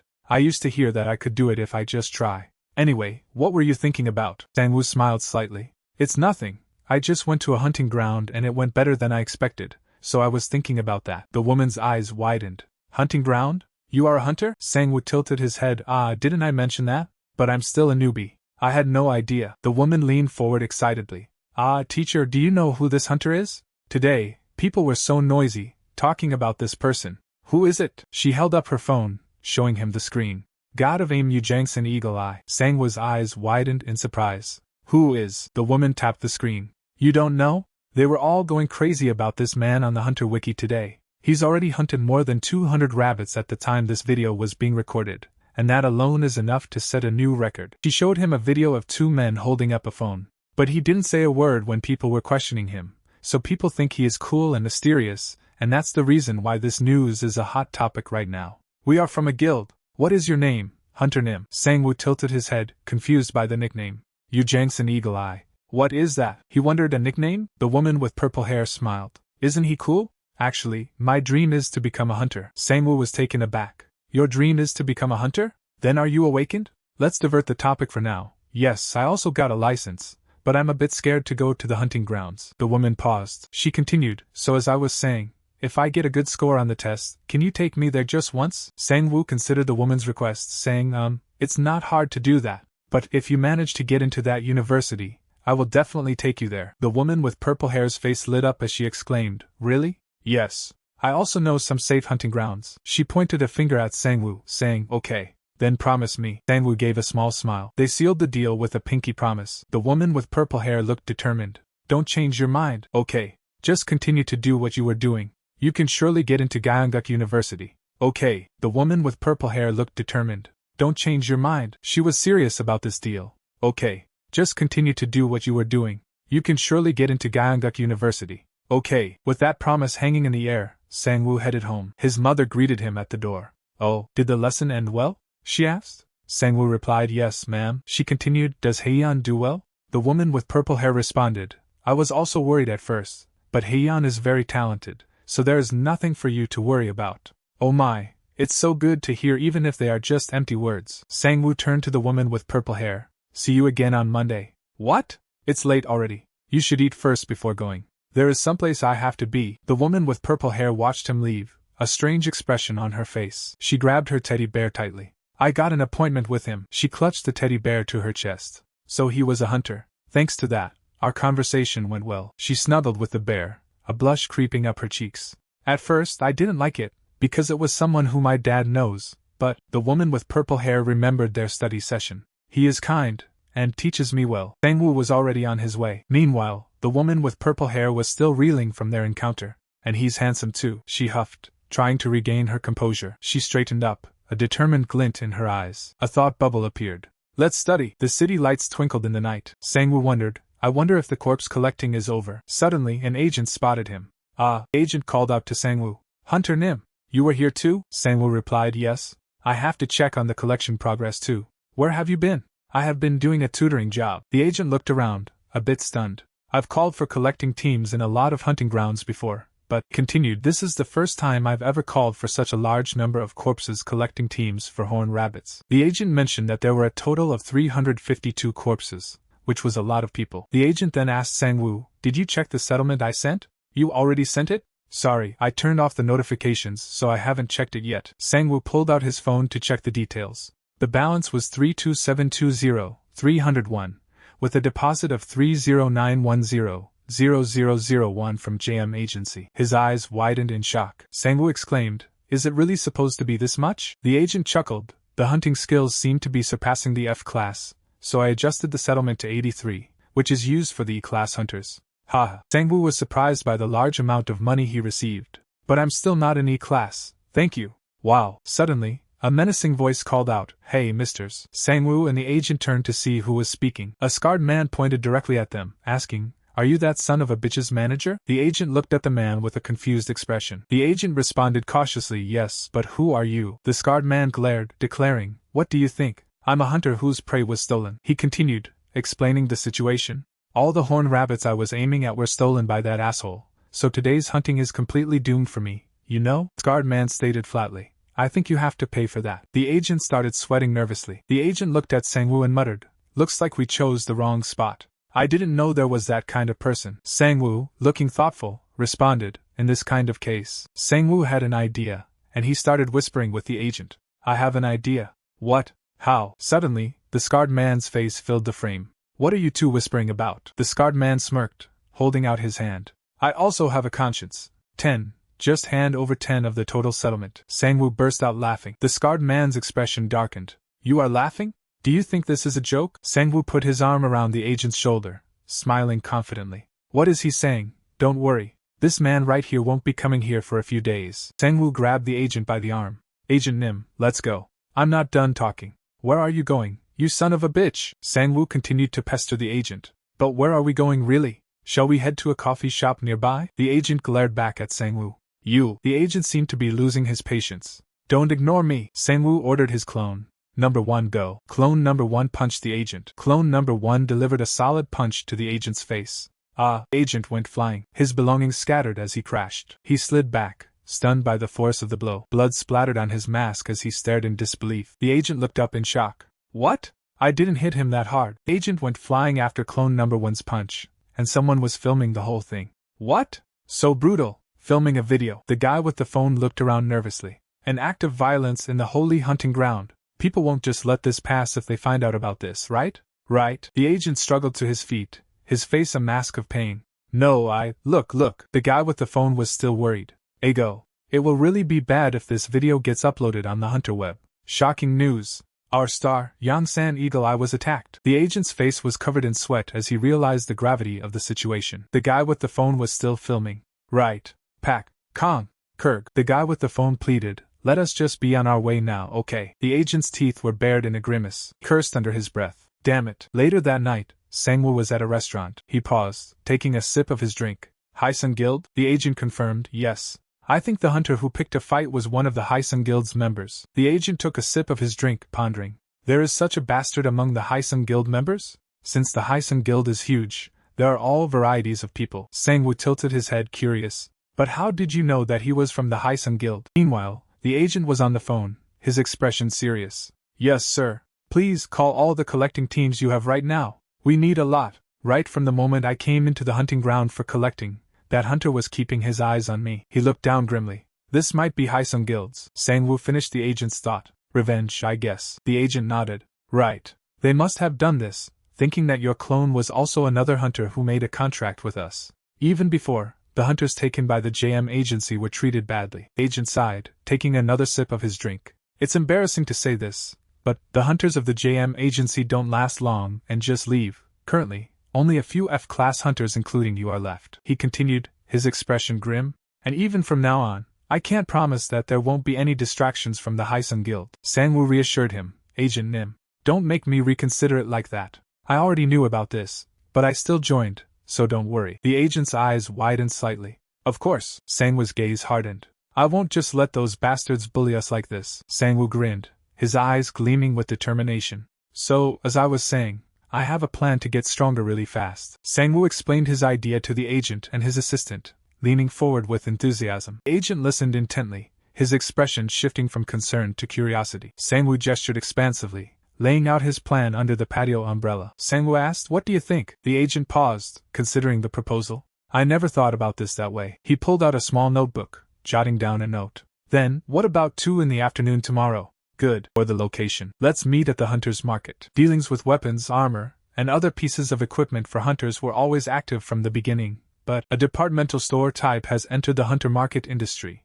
and taken over the majority part of the industry. And because of that, they had all the equipment a hunter could ever ask for. The agent gestured to the armor on display. This is an armor made of titanium. It surely guarantees perfect protection from E-class monsters. What do you think? Sang-woo tried on the armor. It's comfortable. It's very light too. I like this. Sang-woo examined a weapon. He decided, I will master the gun, so I think this is good enough. Sang-woo, still wearing the titanium armor, asked, Can you give me more sets of this armor I'm wearing?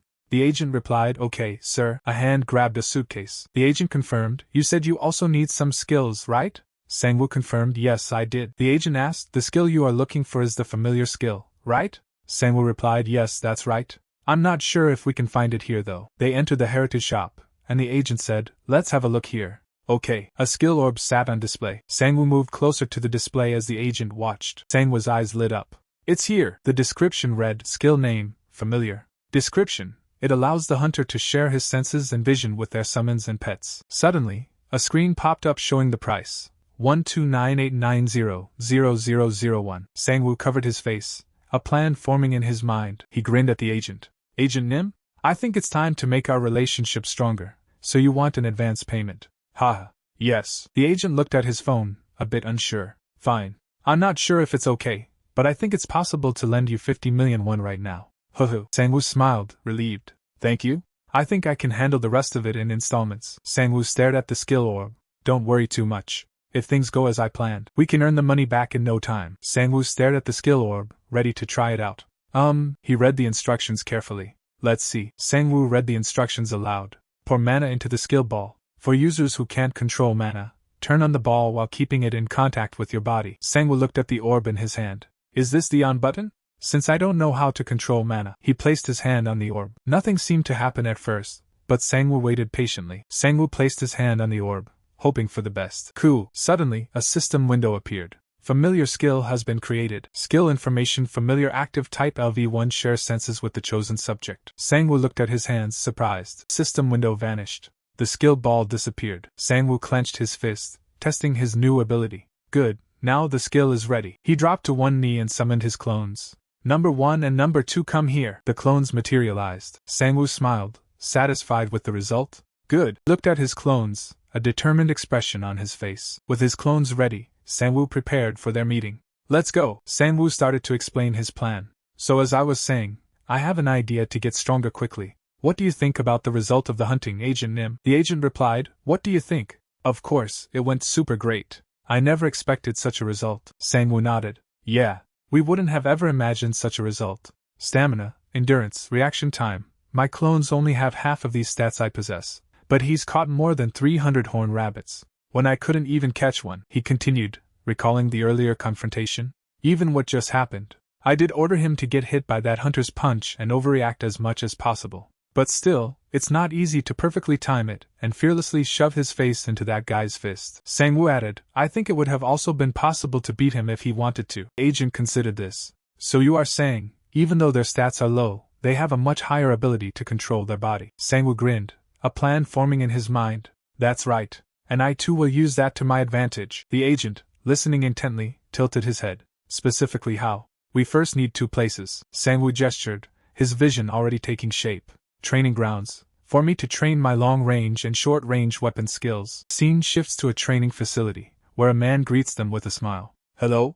Did you come here to register? You came here for clay target shooting? I will get it prepared right away. The hooded clone stood silently, ready for action. Back with Sang-woo, he continues outlining his strategy. And of course, I will train the clones really hard to reach their limits. Sparring right away? You want a pistol? The man demonstrated how to disarm an opponent. Just like this, you have to attack the stick to make your opponent drop it. Even though you are a hunter, sparring right away. Are you sure about that? The man in the cap looked nervous. You do know what clay shooting is, right? There is a reason why we use a shotgun. Are you sure about using the pistol? Each shot from a shotgun contains hundreds of small metal balls, usually lead shots, that spread out to form a cloud of rapidly moving projectiles. This makes it easier to hit a rapidly moving clay target, as it only requires approximately 3 lead shots to break a clay pigeon target. Sang-woo, hidden beneath his hood, was resolute. Yes, I'm sure. The man looked back to the hooded clone and tossed him the pistol. Get ready. That is an actual pistol, not a dummy that's used for practice. The man with the cap looked concerned.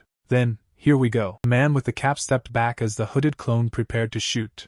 Ready. The scarred man swung the wooden stick with a shout. Go! The hooded clone deflected the blow, sending shockwaves through the air. The force of the impact shattered the roof tiles above. The man with the cap watched in disbelief as the clone fought the scarred man. The man with the cap looked up at the hole in the roof as the hooded clone landed on the ground, stick in hand. The hooded clone aimed the pistol. Sangwoo, with his signature blue hair, sat casually, sipping his drink as he declared, "Then I need the familiar skill." The agent, standing next to the masked assistant, looked surprised. Familiar skill. The agent continued, "Isn't that a skill for sharing your sight with a pet? What will you do with that?" "No, it isn't just for the sight." Sangwoo elaborated, "Even the senses. It's important to consider that even smell, touch, and all sensations will be connected." Sangwoo was now outside, overlooking the training area. "Imagine if I use my familiar skill while my clones spar or practice shooting." Sangwoo smiled, clearly pleased with his strategic thinking. Sangwoo closed his eyes, ready to test his new skill. Familiar activate. A surge of blue energy enveloped Sangwoo. Suddenly, his vision changed.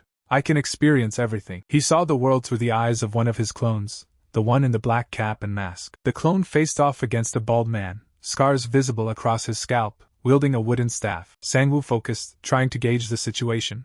The distance during the sparring. Sangwoo focused intently, analyzing every detail of his clone's movements. Angle of my joints, the balance of my body. The clone continued the assault, each strike more precise than the last. Movement of the muscles and flow of strength. The clone then switched from the staff to a pistol, his breathing steady as he aimed. Breathing during the shooting. The clone's eyes narrowed, his focus absolute. Aiming in the direction of my sight, he thought, visualizing the perfect shot. The clone fired, the bullet aimed directly at a frisbee soaring through the air. Sangwoo focused intently on the recoil control of the gun, and all the others. The energy from his clones surged around him. He thought about all the movements of his clones as a whole. Sangwoo's eyes snapped open. A smile crept across Sangwoo's face. "I can have all those." Sangwoo's eyes narrowed, a bead of sweat trickling down his forehead. Blue energy emanated from Sangwoo as he stood in the training facility. Sangwoo looked at his hand, a small smile playing on his lips. "The experiences that I just had. The pressure of the air when the baton missed me. The smell of gunpowder and recoil force." Sangwoo felt the lingering effects of the clone's exertion.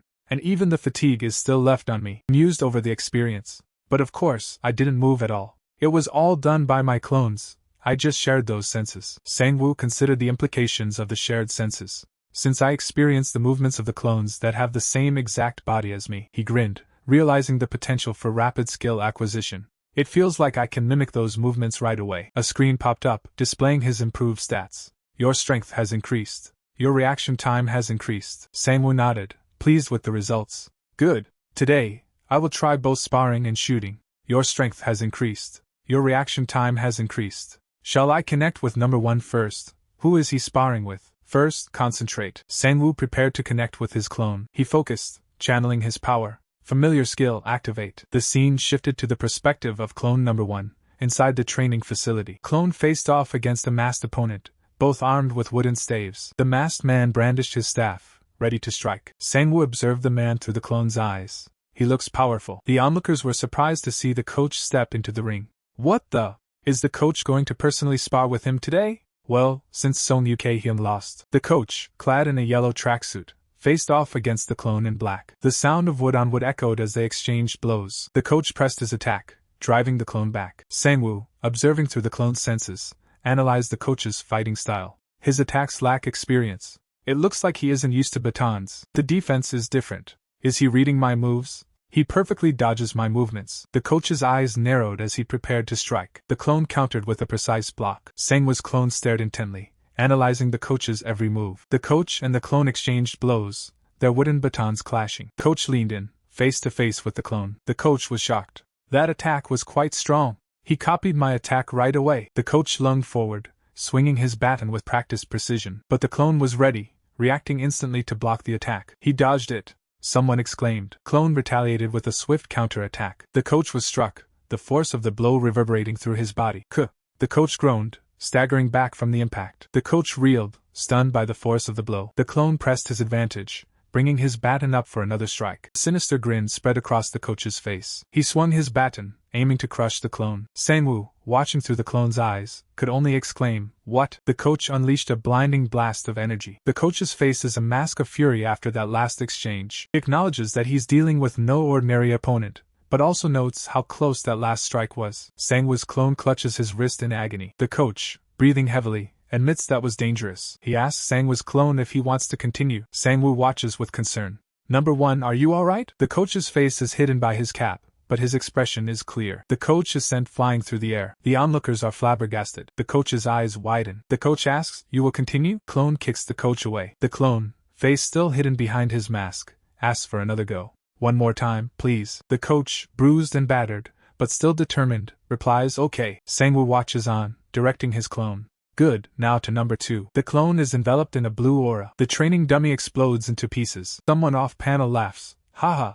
Did you see that, honey? Someone off-panel exclaims, I did. You were really cool, honey. Of course. The coach's face is priceless as he thinks, I won't say anything. Sangwoo's clone is so into it that he's shooting targets belonging to other people. Number 2 is even shooting the clay objects of the person beside him. Coach seems to be giving up as he says, whatever, I will just focus on shooting. And it looks like they are happy. Sir, get me more, please. What if I get the highest score like this? Haha. The clone continues to blast targets out of the sky. The clone focuses on his stance, thinking, stable upper body. Sangwoo's clone steadied his aim, focusing on the clay pigeon's trajectory. Don't move the body and only turn in the direction, following the trajectory of the clay. He continued to track the target, his focus absolute.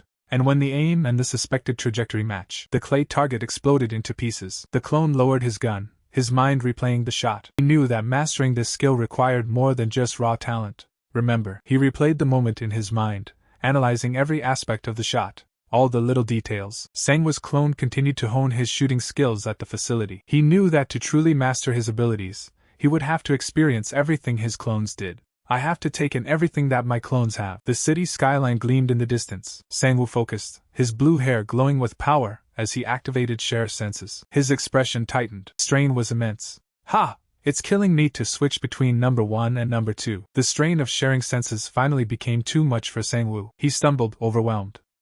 My mana ran out. I feel dizzy. Let's take a rest. Sangwoo sat down on a nearby bench to recover. He thought about the clones' movements. The movements of the clones are super crazy. They don't hesitate at all and they don't fear anything, so they move just as much as they need. I could feel the wind when the clone dodged the bat and stick. He resolved to try it himself next time. Next time, I will go with them. I want to test what would happen if I try it myself. Sangwoo stood up, ready to continue his training. Sangwoo sat on a bench to rest. He looked up, surprised.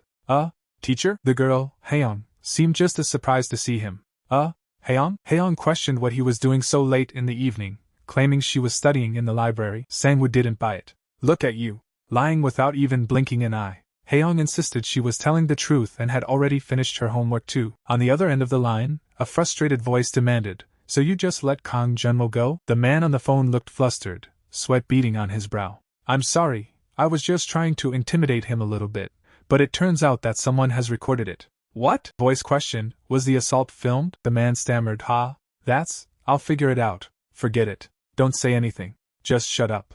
Don't even go anywhere near the Yujangsan field. He continued with a warning, even if something happens, you have nothing to do with the Haisung Guild. Do you understand me? The call ended abruptly. So it's just you, a street bully. Beep. The man's phone goes flying as he yells, this motherfucker. He continues to rage, you fucker. He brings his foot down on the phone, crushing it as he shouts, do you know who you're dealing with right now? You son of a bitch. Sangwoo, unfazed by the outburst, asks calmly, what is it again? What are you so mad about? The enraged man glares, sweat dripping down his face. Sangwoo recognizes the man. It's been a while since I've last seen you, Gun Suk Hyeonim. The enraged man's face contorts into a grotesque smile. He asks, what's wrong? The man in the jacket responds, so you didn't do anything and just let him go? Let's just go around. Enraged man, still grinning, says, you punk. I know this would happen when you were so happy to join that number 1 guild in our country. I'm sorry. The man in the jacket asks, so, is there still a job for me? The guild told me not to go near Yujangsan field. The enraged man replies, this punk is coming straight to the point.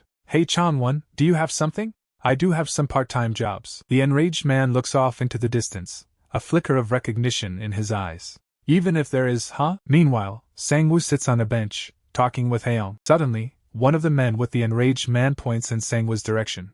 Hyungnim, it's that bastard, the one who recorded that video. The enraged man asks, what? Are you sure? The man insists. I'm pretty sure. Calm down. Someone peeks around the corner. The enraged man, A sinister smile spreading across his face says, "The guy you are talking about." Sangwoo waves his hands, trying to explain himself. He asks Haeyoung, "Teacher, what are you doing here?" She replies, "I am just exercising." Suddenly, the sound of heavy footsteps approaches as a man says, "I heard my brother owes you something." Sangwoo and Haeyoung look up to see a group of intimidating men approaching. Sangwoo asks, "Teacher, who are these people?" Haeyoung responds, "I don't know." The scarred man glared menacingly at Sangwoo. Sangwoo's eyes widened in disbelief. "Oh Lord, number 1 and number 2. He turned to Haeyoung, trying to put on a brave face. "Can I help you?" The scarred man's face contorted in anger. He pointed a finger at Sangwoo. "As you don't know. Wait a second." The scarred man continued, his voice dripping with menace. "I heard that you have a video of our brother making a mistake out of excitement. Is that true?" The scarred man flashed a disarming smile, but his eyes held a cold glint. He continued, "Delete that video and we will leave peacefully." Sangwoo's eyes darted nervously as he held up his phone. "Are you saying that you'll let me go if I delete the video?" "Hyung Nim," the scarred man replied, "that's right. I don't like tiresome work either." "But," Sangwoo pressed him for clarification, "is there a guarantee that if I delete this video you'll let me go?" The scarred man's smile widened, revealing his teeth. "This guy." Scarred man flashed a disarming smile. "You're not stupid, I see. You're right. I won't let you go unscathed though." Sangwoo, face still obscured, retorted, "But you're not smart enough to delete that video right after you took it, so what difference does that make now?" Haeyoung, standing beside Sangwoo, urged him, "Look for the right time and run." The scarred man chuckled, clearly amused. "Of course, there is a difference." Sangwoo steeled himself, realizing the situation had escalated faster than he anticipated. "I didn't expect to get into a difficult situation this soon. Because," Sangwoo declared with newfound resolve, "I will beat you all." The scarred man erupted with laughter. "Bwahahoho, what confidence." He gestured towards the larger man. "Give him a good pat. You're going to beg me to let you erase that video after this." The larger man moved in for the attack. Sangwoo took a heavy blow. Q. The scarred man continued his assault. Sangwoo struggled to stay on his feet. Larger man's fist connected with Sangwoo's face. Haeyoung watched the scene unfold and called out, "Teacher." The larger man was sent flying. He lay on the ground, blood trickling from his nose. It didn't work out well in the first fight. Haeyoung rushed over to check on him. Suddenly, a bright orb appeared. Haeyoung stepped forward, a glowing orb in her hand. "Everyone, just stand back." The larger man on the ground looked up, surprised. Haeyoung, his eyes widened in disbelief. Haeyoung turned her back on the men and faced Sangwoo. The two men watched Haeyoung in shock. "What? Are you an awakened?" "Damn it," the man in the white shirt sneered. "This fucker's, what, you're scared of a high school girl?" Haeyoung, orb glowing in her hand, warns, "What if we don't back off?" The larger man smirks, continuing his approach. "What are you going to do if I keep approaching you?" Haeyoung, eyes narrowed, shouts, "I said not come any closer." The man continues forward. Haeyoung's expression hardens. "You!" She unleashes the orb's energy, sending the man flying back with a cry. Haeyoung blasts the larger man with the orb's energy, sending him flying backwards. He crashes into another man, sending them both sprawling. One of the men cries out, "Hyung Nim." Dust and debris fill the air as the two men struggle to their feet. Larger man spits. "In the first place, the awakened are more common than the stones rolling on the streets." He smirks, revealing tattoos on his arms. "So you can't brag about that." Sweat dripped down Sangwoo's face as he glared intently. The larger man cries out in pain, "Kerf." Sangwoo's opponent glares at him,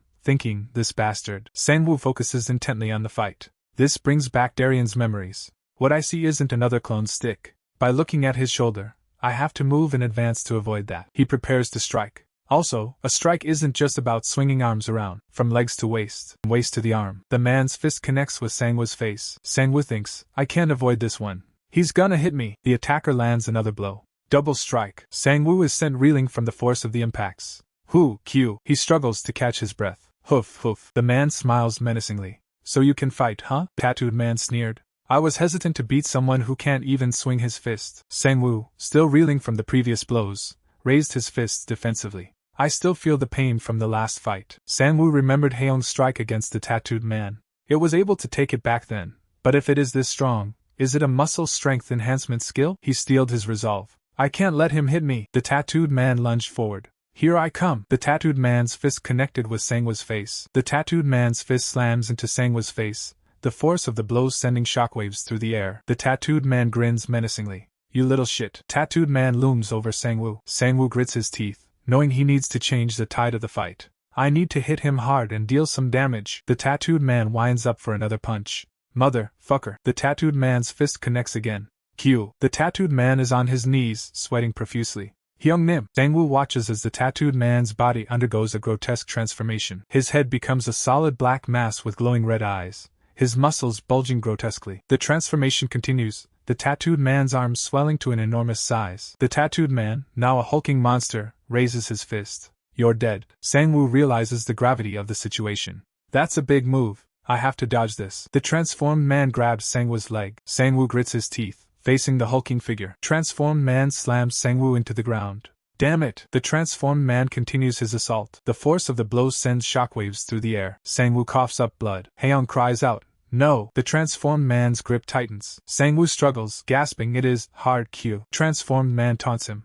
"To breathe, haha, do you like it?" Sang-woo claws at the hand around his throat. "I need to breathe. Hoff, hoff." He strains for air. Hoff, hoff. The transformed man smiles cruelly as he chokes Sang-woo. It's over. Suddenly, a massive explosion erupts. Transformed man reels back, coughing. Sang-woo gasps, struggling to breathe. Haeyoung stands defiantly, hand outstretched. The transformed man is furious. "Damn it, you bitch!" Haeyoung blasts the transformed man back with a surge of energy. "You should have left, you fool!" The blast sends the transformed man flying. Haeyoung turns startled, as a hooded figure grabs her. The hooded man's eyes gleam menacingly from under his mask. Nearby, the transformed man stares in disbelief. "What? Hey!" Sang-woo, finally free from the transformed man's grip, coughs and catches his breath. "Finally, I can breathe now, you shit." The transformed man, enraged, shouts, "You fucker!" Sang-woo smirks, wiping blood from his lip. He launches himself at the transformed man. He looks down at his opponent. "Thanks for the real test." Sang-woo's fist connects with the transformed man's face. The transformed man falls. Sang-woo catches his breath after the fight. Ha! The transformed man lies defeated. The thugs who stood by watch helplessly. A system window appears. Muscle strength gained. Speed increased. Stamina increased. Stamina increased. Endurance increased. Another system window pops up. Clone skill has temporarily leveled up. Clone LV3 trial. Use your energy to summon a clone of yourself. The increase in skill level increases the number of clones that can be summoned. Maximum number of clones currently available to summon. 3 cooldown for resummon currently available to summon. Skills cloning LV3 trial. Clone reinforcement LV3 permanent family trial. Sang-woo smirks. Ha! Sang-woo looks up at the system window, smirking. He lies on the ground, looking up at Haeyoung and the men she blasted away. "That's what I get. T-share." Night falls. Haeyoung stands in front of a building, her hand wrapped in bandages. "And why didn't you run away when you had time?" Sang-woo looks at Haeyoung with a bandage on his cheek. "I don't think that's what you want to say though. If I weren't there to help you, well, that's true, but that was dangerous." Haeyoung looks surprised. "I was really surprised." The masked man exclaims, "I can't believe that famous rookie hunter is your clone." "MT Yujangsan, Eagle Eye?" Sang-woo, standing between the two, responds, "Ahem, don't go around telling people about it." Haeyoung questions, "Why? You don't want to be famous?" Haeyoung understands Sang-woo's concern. "It could happen again, and it's dangerous." "I understand. I'll keep my mouth shut." Sang-woo confirms as they arrive at their destination. "This is your house, right?" Haeyoung replies, "Yes, we're here already." Sang-woo asks, "Is your hand okay? Can you hold a pen with that?" Haeyoung assures him, "It's my left hand." "It's okay." Haeyoung smiles. "Well, if your student is hurt that much, why don't you reduce the homework? Didn't you finish everything in the study room?" Haeyoung pouts. "TSK, you only have a good memory at times like this." Sang-woo says, "Haeyoung, thanks." He adds, "I think I was able to win because you blocked him." Haeyoung grins. "Yep, I did play an important role today." She continues, "Anyways, shouldn't you thank me while we eat some meat, and not on an empty stomach like this?" "I see, so there's no other way. Alright, I'll buy you some." Haeyoung smiles. "Alright, that's a promise." Haeyoung waves goodbye. "I'll go inside now." Sang-woo smiles, already looking forward to that meat. "I'll make sure you eat a lot of meat." As Sang-woo turns to leave, 2 figures in black tactical gear appear behind him. He pauses, a confused expression on his face, wondering who they are. The figures address Sang-woo, their voices muffled by their masks. "Why are you following me? You have to keep working hard. It's late, so all the shooting ranges are closed." Sang-woo, unfazed, casually climbs over a low wall. The 2 figures, dressed in black tactical gear, suggest an alternative location. "You can do it in the park." 1 month later, the scene shifts to a city street at night. "Yes, Hunter Jong Sang-woo-nim," a voice says over the phone. The man on the other end of the line, wearing a suit, asks, "How is the plan going?" "It was very successful." Sang-woo, on the other end of the call, stands with 2 clones dressed in tactical gear. "Now, even I can do the clay shooting with a pistol. Just wear that for now. Also, the clone's skills level increased, and I got a 3rd clone." The man congratulates Sang-woo. "Congratulations. Then you would be able to learn faster now." "Well, yeah." Sang-woo's ability stats appear on screen. His strength has increased from 0.732 to 1.432, agility from 0.518 to 1.218, stamina from 0.679 to 1.024, endurance from 0.563 to 0.894, magic from 0.137 to 0.237, and vitality from 0.312 to 0.315. His clone strengthening skill has leveled up from level 3 to level 6, and the current stats percentage applied to the clones is 53. Sangwoo was on the phone, and he was about to surprise his agent. You will be surprised when you see this. Class E has an average of 1.4 stats, right? The agent, looking a little stunned, responded, so, it's a little sudden, but, is it possible to get 3 F-class hunting grounds for tomorrow? 3? Sangwoo chuckled confidently. Would it be hard? It's possible. Who do you think I am? I will get you those grounds no matter what. Haha. Our agent Nim sure is reliable. The agent scribbled something down while on the call. When do I schedule them? I will make them exercise in the morning, and make them hunt in the afternoon. I got it. Then, see you tomorrow. Sangwoo ended the call. Good night. Then now, for today. Sangwoo gestured to his clones, each ready for a different workout. Upper body, lower body, cardio. Sangwoo ordered his clones, go to the park. Now. Make sure to come back by 12. He yelled at them, hey. Leave the guns. Sangwoo started watching Easy Monster Dog Hunting. Monster Hunting Plan Realm TV Beginner's Guide Part 1. Monster Dog Pattern explained Realm TV View 530K 5 months ago. He was impressed with his clones' progress. I can see from the clones' training that they have learned so well. Unless the movement is physically impossible, they can copy and recreate almost anything. Sangwoo wondered then what happens if I study all these monsters and ways to hunt them correctly. He settled in to watch the guide. Nice to meet you, viewers. For today, I'm going to explain the monster dog's pattern, understanding the situation, and then Sangwoo continued watching the monster hunting guide, learning about choosing the right weapon and gathering materials. For detox, the clones would be able to follow this guide too. Time passed, marked by the changing sky outside his window. The sound of footsteps approached. Sangwoo looked up from his screen, surprised. Huh, it's already 12? His clones stood before him, ready for instructions. Sangwoo was impressed by their tireless energy. Those guys are full of energy. They aren't tired at all, even after working all day. Take a shower and eat. Sangwoo was determined to test his clones' abilities. Giant rats, alien fish, horned rabbits, etc. I watched most of the F-class monster guides. Now, I have to check if they can really hunt by following the guide. Sangwoo planned his next steps, checking the hunting grounds, experiencing actual battles, familiarizing himself with his skills, and resting to recover mana through breathing techniques. Since the familiar skill's mana consumption is so high, I couldn't last long in my previous attempt. Just then, Sangwoo received a message. Agent Nim would come soon. I will be there in 10 minutes. It was from Jun Mo. Sangwoo turned to his clones, who were finishing their meal. Get ready if you are done eating. Sangwoo and his clones greeted the approaching agent. Agent Nim. Ah, you came. The agent looked at the clones with a hint of unease. They are quite scary now. Yeah, even I'm uncomfortable being with them. The agent crossed his arms. Are the training grounds ready? Sangwoo replied, of course. I got 3 places that aren't too far from each other. The agent instructed Sangwoo to take care of the clones. Great. Take care of these guys for me. Aren't you coming? Sangwoo grinned, explaining his plan. I'm going to participate by using my familiar skill. I also have to acquire my mana breathing technique. Just get those kids on the hunting ground, and tell me if they've reached well. The agent agreed. If that's what you want. Okay. The car pulled away. Sangwoo watched them leave, a determined glint in his eyes. Now shall I do my part? Closed his eyes, focusing on his breathing. Breathe out, slowly. Sangwoo continued to focus on his breathing, seeking to refine his mana control. Sangwoo focused, trying to master his mana breathing technique. Relax your body and concentrate on your senses. Ignore the noises and focus on yourself. He closed his eyes, searching for the key. It's also good to remember what you feel when using your skill. What I felt when using my skill. Right. When using familiar and clone summoning skills, it felt like energy was coming out of my body. Breathe for 10 seconds, imagining that you are going to cycle the mana inside your body. Sangwoo concentrated, feeling the energy flow. The energy I felt that time, cycling in my body, Venom Zephyr. His eyes snapped open as the realization hit him. He felt the mana circulating within him. Sangwoo felt the mana circulating within him,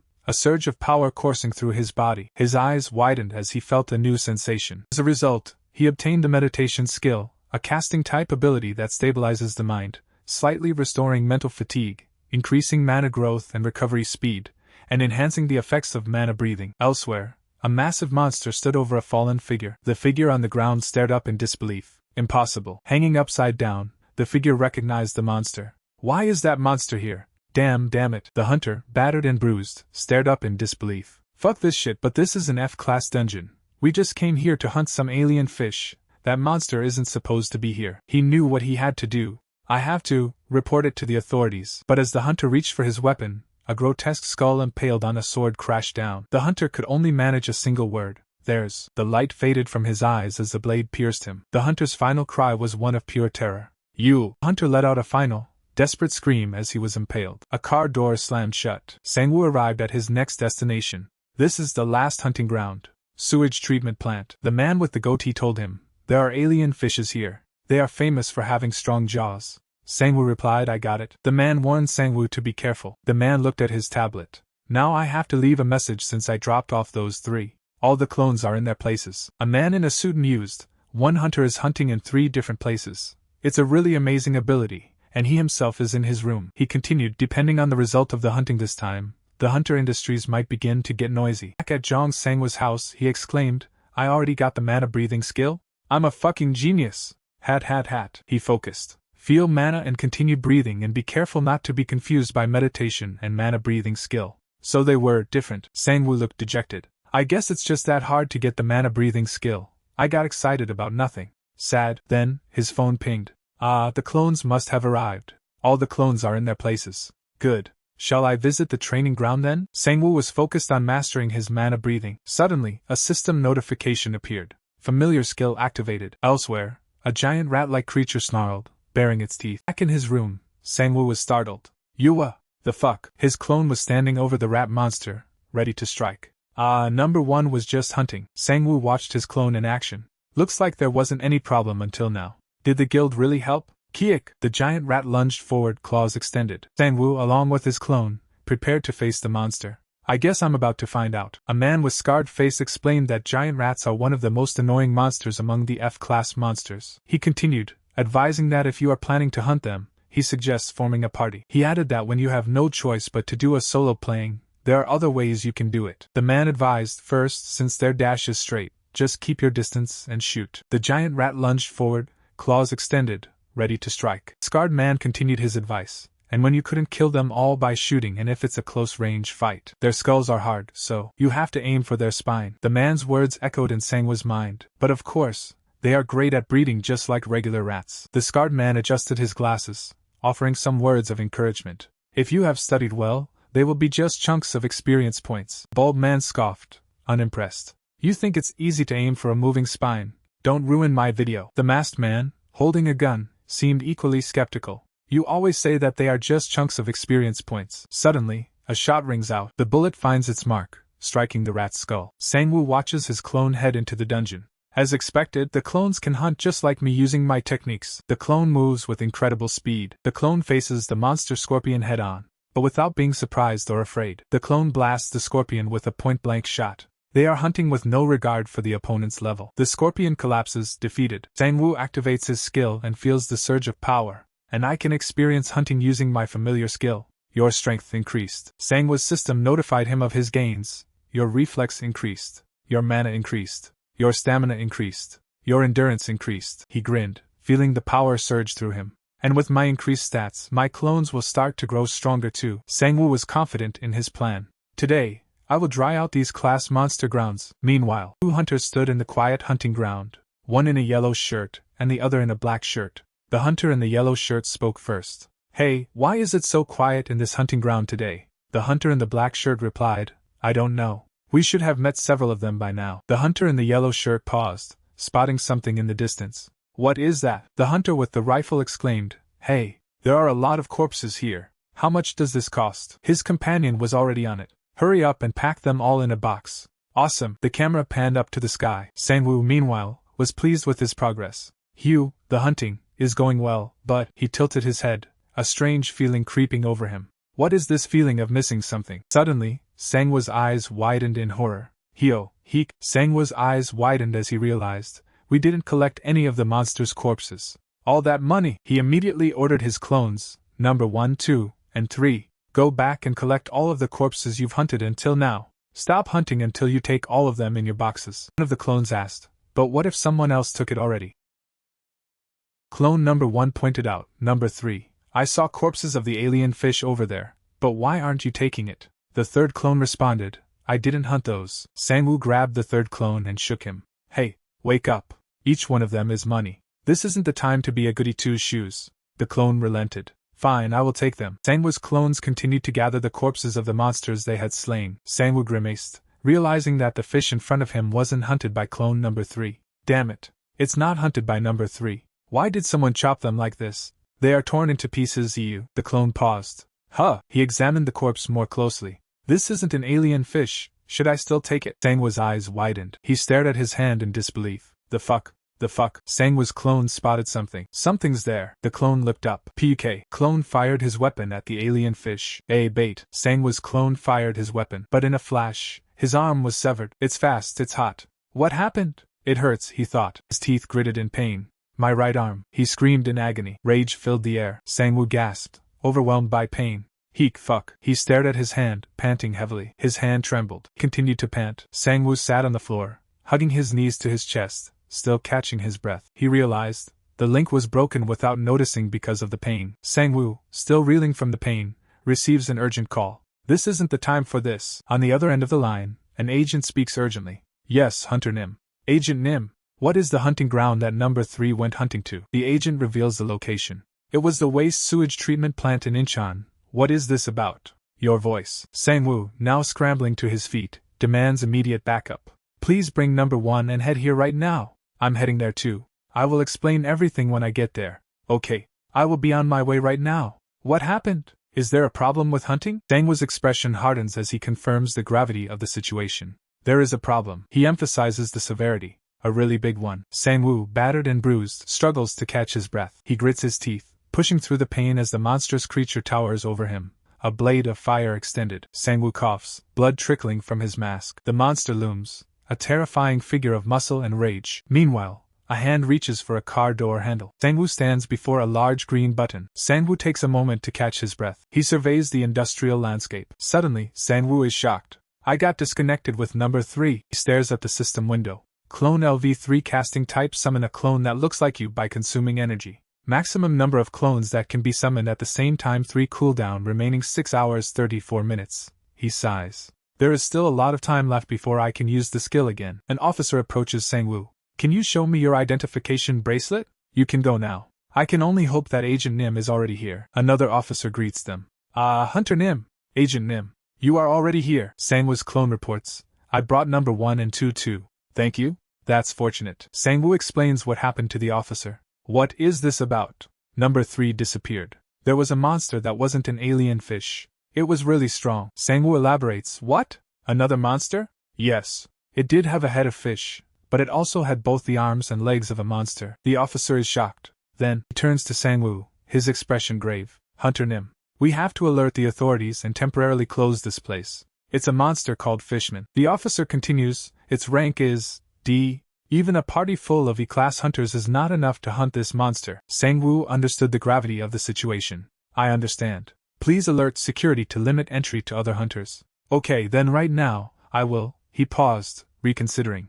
No, not now. The officer looked shocked, but Sangwoo pressed on. After my clones get inside the portal. Hunter Nim. Sangwoo turned away from the officer, his expression determined. We can't just sit down and wait. And, he paused, gathering his thoughts. Looked back, his gaze intense. I want you to trust me. The officer stared back, a bead of sweat trickling down his temple as Sangwoo finished his thought. As much as I trust my clones. Suddenly, a surge of energy enveloped Sangwoo. Familiar skill is activated. Sangwoo, along with one of his clones, ventured deeper into the dungeon, the air thick with the scent of decay and the unknown. They continued their trek through the dense undergrowth, alert to any sign of danger. Sangwoo spoke, his voice low and serious. First, let's go to the place where number 3 disappeared. The two figures pressed on, their forms disappearing into the shadows of the forest. Sangwoo clenched his fist, a silent signal to remain vigilant. Suddenly, the ground trembled, and a monstrous maw filled with rows of razor-sharp teeth erupted from the earth. The monstrous rat-fish hybrid had burst from the ground,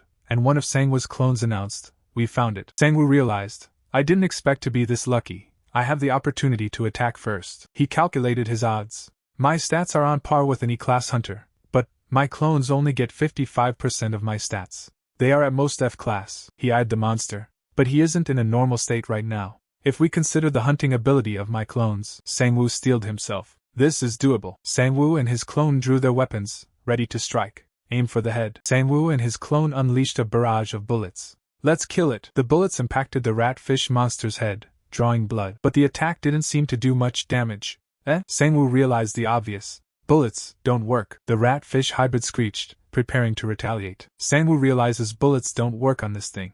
Bullets don't work. The rat-fish hybrid screeches, readying itself for another attack. The monster lunges, a dark silhouette against the forest canopy. One of Sang-woo's clones leaps into action, legs blurring as he aims a kick at the monster. Clone's foot connects with the rat-fish monster's face, sending it reeling. The rat-fish monster lies defeated. Sang-woo is shocked that his sword barely scratched the monster. Just a scratch from the sword. The rat-fish hybrid swings its massive blade. The force of the blow sends the clone flying into a tree. Sang-woo watches as the clone crashes, but sees an opportunity. Good, he is big, so it would be hard for him to swing his sword in between these trees. The rat-fish monster smashes into the trees, struggling to maneuver its massive form. The monster's movements are clumsy and slow. Sang-woo, seeing an opening, thinks he's got the monster in his sights. Haha, wrong judgment. Okay, forget what I just said. The rat-fish hybrid explodes through the trees. The monster's rage is palpable as it recovers. Sang-woo and a clone launch themselves at the monster, swords raised. Their blades bounce harmlessly off the monster's thick hide. Sang-woo realizes his attacks are useless. It's not working. The rat-fish hybrid barrels forward, ready to smash Sang-woo and his clone. Sang-woo dodges the blow, but realizes his swords are useless. Damn it. How can we hunt this guy with these ineffective attacks? Then, a thought strikes him. Wait, the bullets a while ago. He recalls the earlier fight. One bullet bounced off, but the other one dealt some damage. Sang-woo raises his pistol, a plan forming. Perhaps, if I aim for the wound again. He fires, hitting the rat-fish monster square in the head, right on the wound. It worked. Sang-woo grins, seeing his plan succeed. Good. Let's feed him some bullets. The rat-fish hybrid reels from the bullet wound. Sang-woo and his clone unload their pistols into the creature's head. The rat-fish monster gurgles, blood spraying everywhere. KKL-ick. The creature collapses, defeated. The rat-fish hybrid is engulfed in flames as the bullets rip through its flesh. The monster gurgles one last time as it succumbs to its wounds. Sang-woo watches as the creature's body falls to the ground. Suddenly, the downed monster lashes out with surprising speed. Clone cries out, "What the?" The clone coughs up blood, shocked by the sudden surge of power. He suddenly got stronger. The clone is sent flying from the monster's sudden burst of strength. One of the clones realizes, is that sword the reason why? It's reacting to his blood. Another clone observes, it also means that he's pretty hurt. It must have developed temporarily. The rat-fish monster towers over the clone, ready to strike again. The clone, despite the pain, raises his sword, now glowing with an orange light, slashes at the monster with the burning blade. The clone grunts in pain. The rat-fish monster is struck by the orange glow of the blade. The clone thinks, I knew this wouldn't end well like this.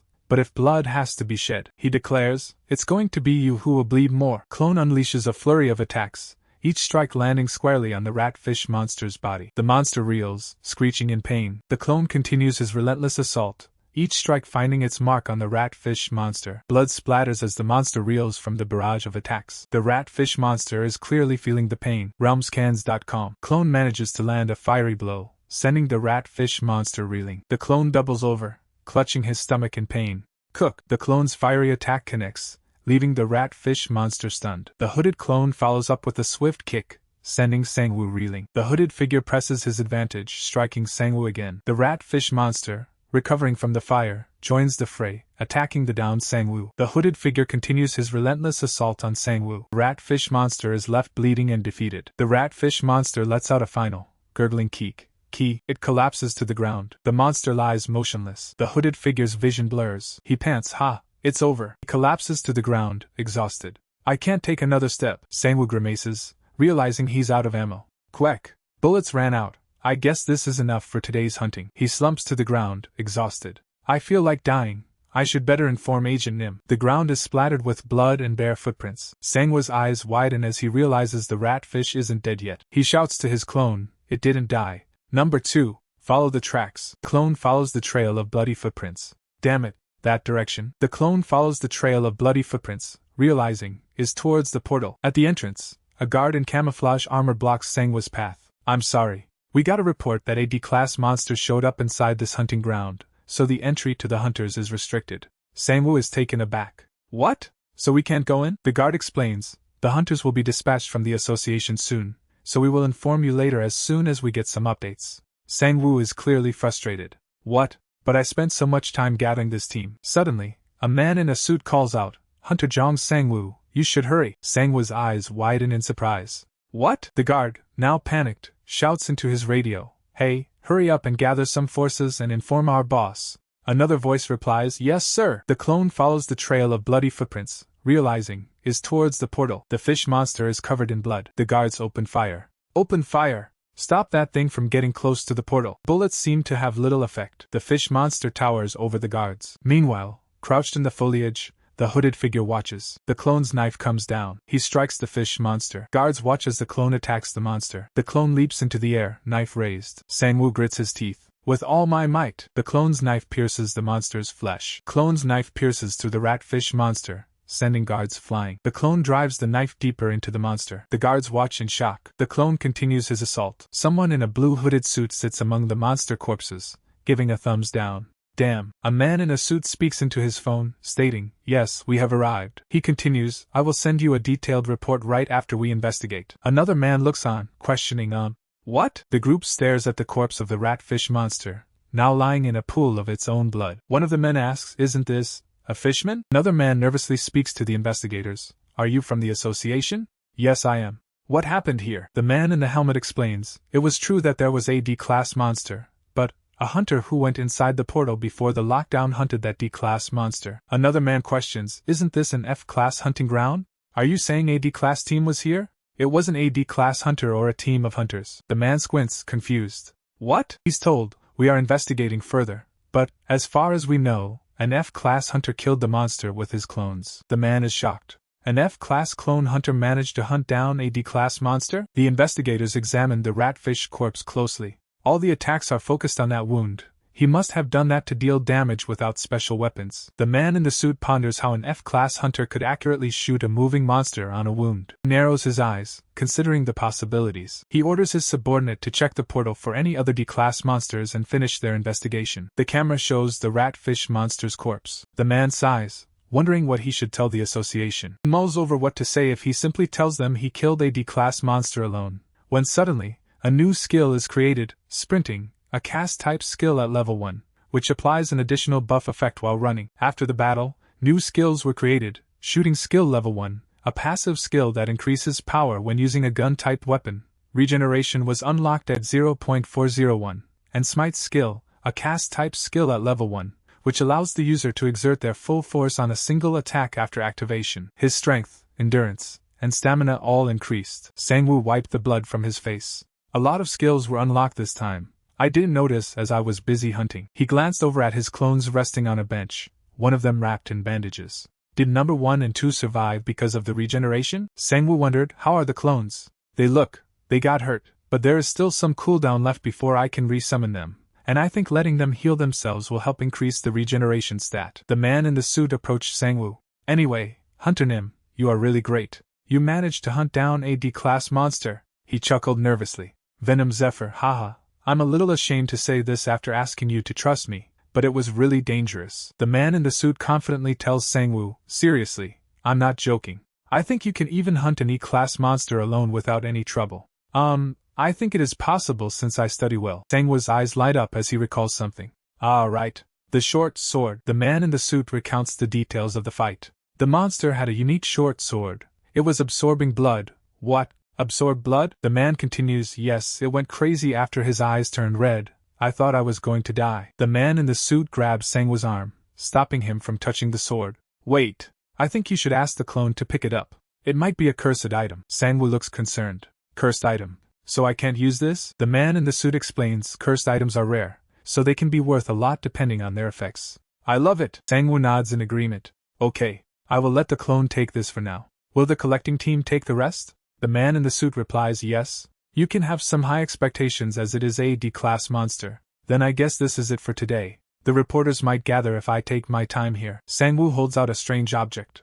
Then Agent Nim, is this item also expensive? This came out of that fishman's head. The man in the suit looks at the object in confusion. His eyes widen in shock. He stammers, that's... The man in the suit realizes, it's a low-class jewel. It's a worthless item. Sangwoo is having a hard time hearing the truth. It's rare, right? Is it expensive? He asks. The man in the suit is sorry to say sorry, but it's a cheap item. He continues, it's an item that increases stats, but It's not possible to use it on a person, and since there are some severe side effects, it's really cheap. The man in the suit tries to cheer him up. But others would be worth a lot, so don't feel too bad about this. Sangwoo replies, okay, thanks. Sangwoo says, then, please take care of collecting the items. Thanks. The man in the suit replies, thank you too. With a click, the door opened. Sangwoo, looking weary, says, Hugh, a lot happened today. He looks at his clones and says, first, I will summon number 3 again. You guys take some rest. With a surge of power, Sangwoo summons another clone. The clone materializes, ready for action. Sangwoo tells the newly summoned clone, it's been a while. Number 3, here is your equipment. Go ahead and exercise. The clone replies, yes, sir. Sangwoo gets changed after a hard day. Then, Sangwoo sits on the floor, a box in front of him. He opens the box, revealing a sword and a jewel. So these are the items I personally took. He holds up the jewel. So this is a strength jewel. Sangwoo reads the item description. Low-class strength jewel, a crystal with a power of strength. How to use: absorb by activating mana. Affect strength increase permanently by 0.005. Limit: can't be used on a person. Warning: the target changes into a monster eventually if crystals are used excessively.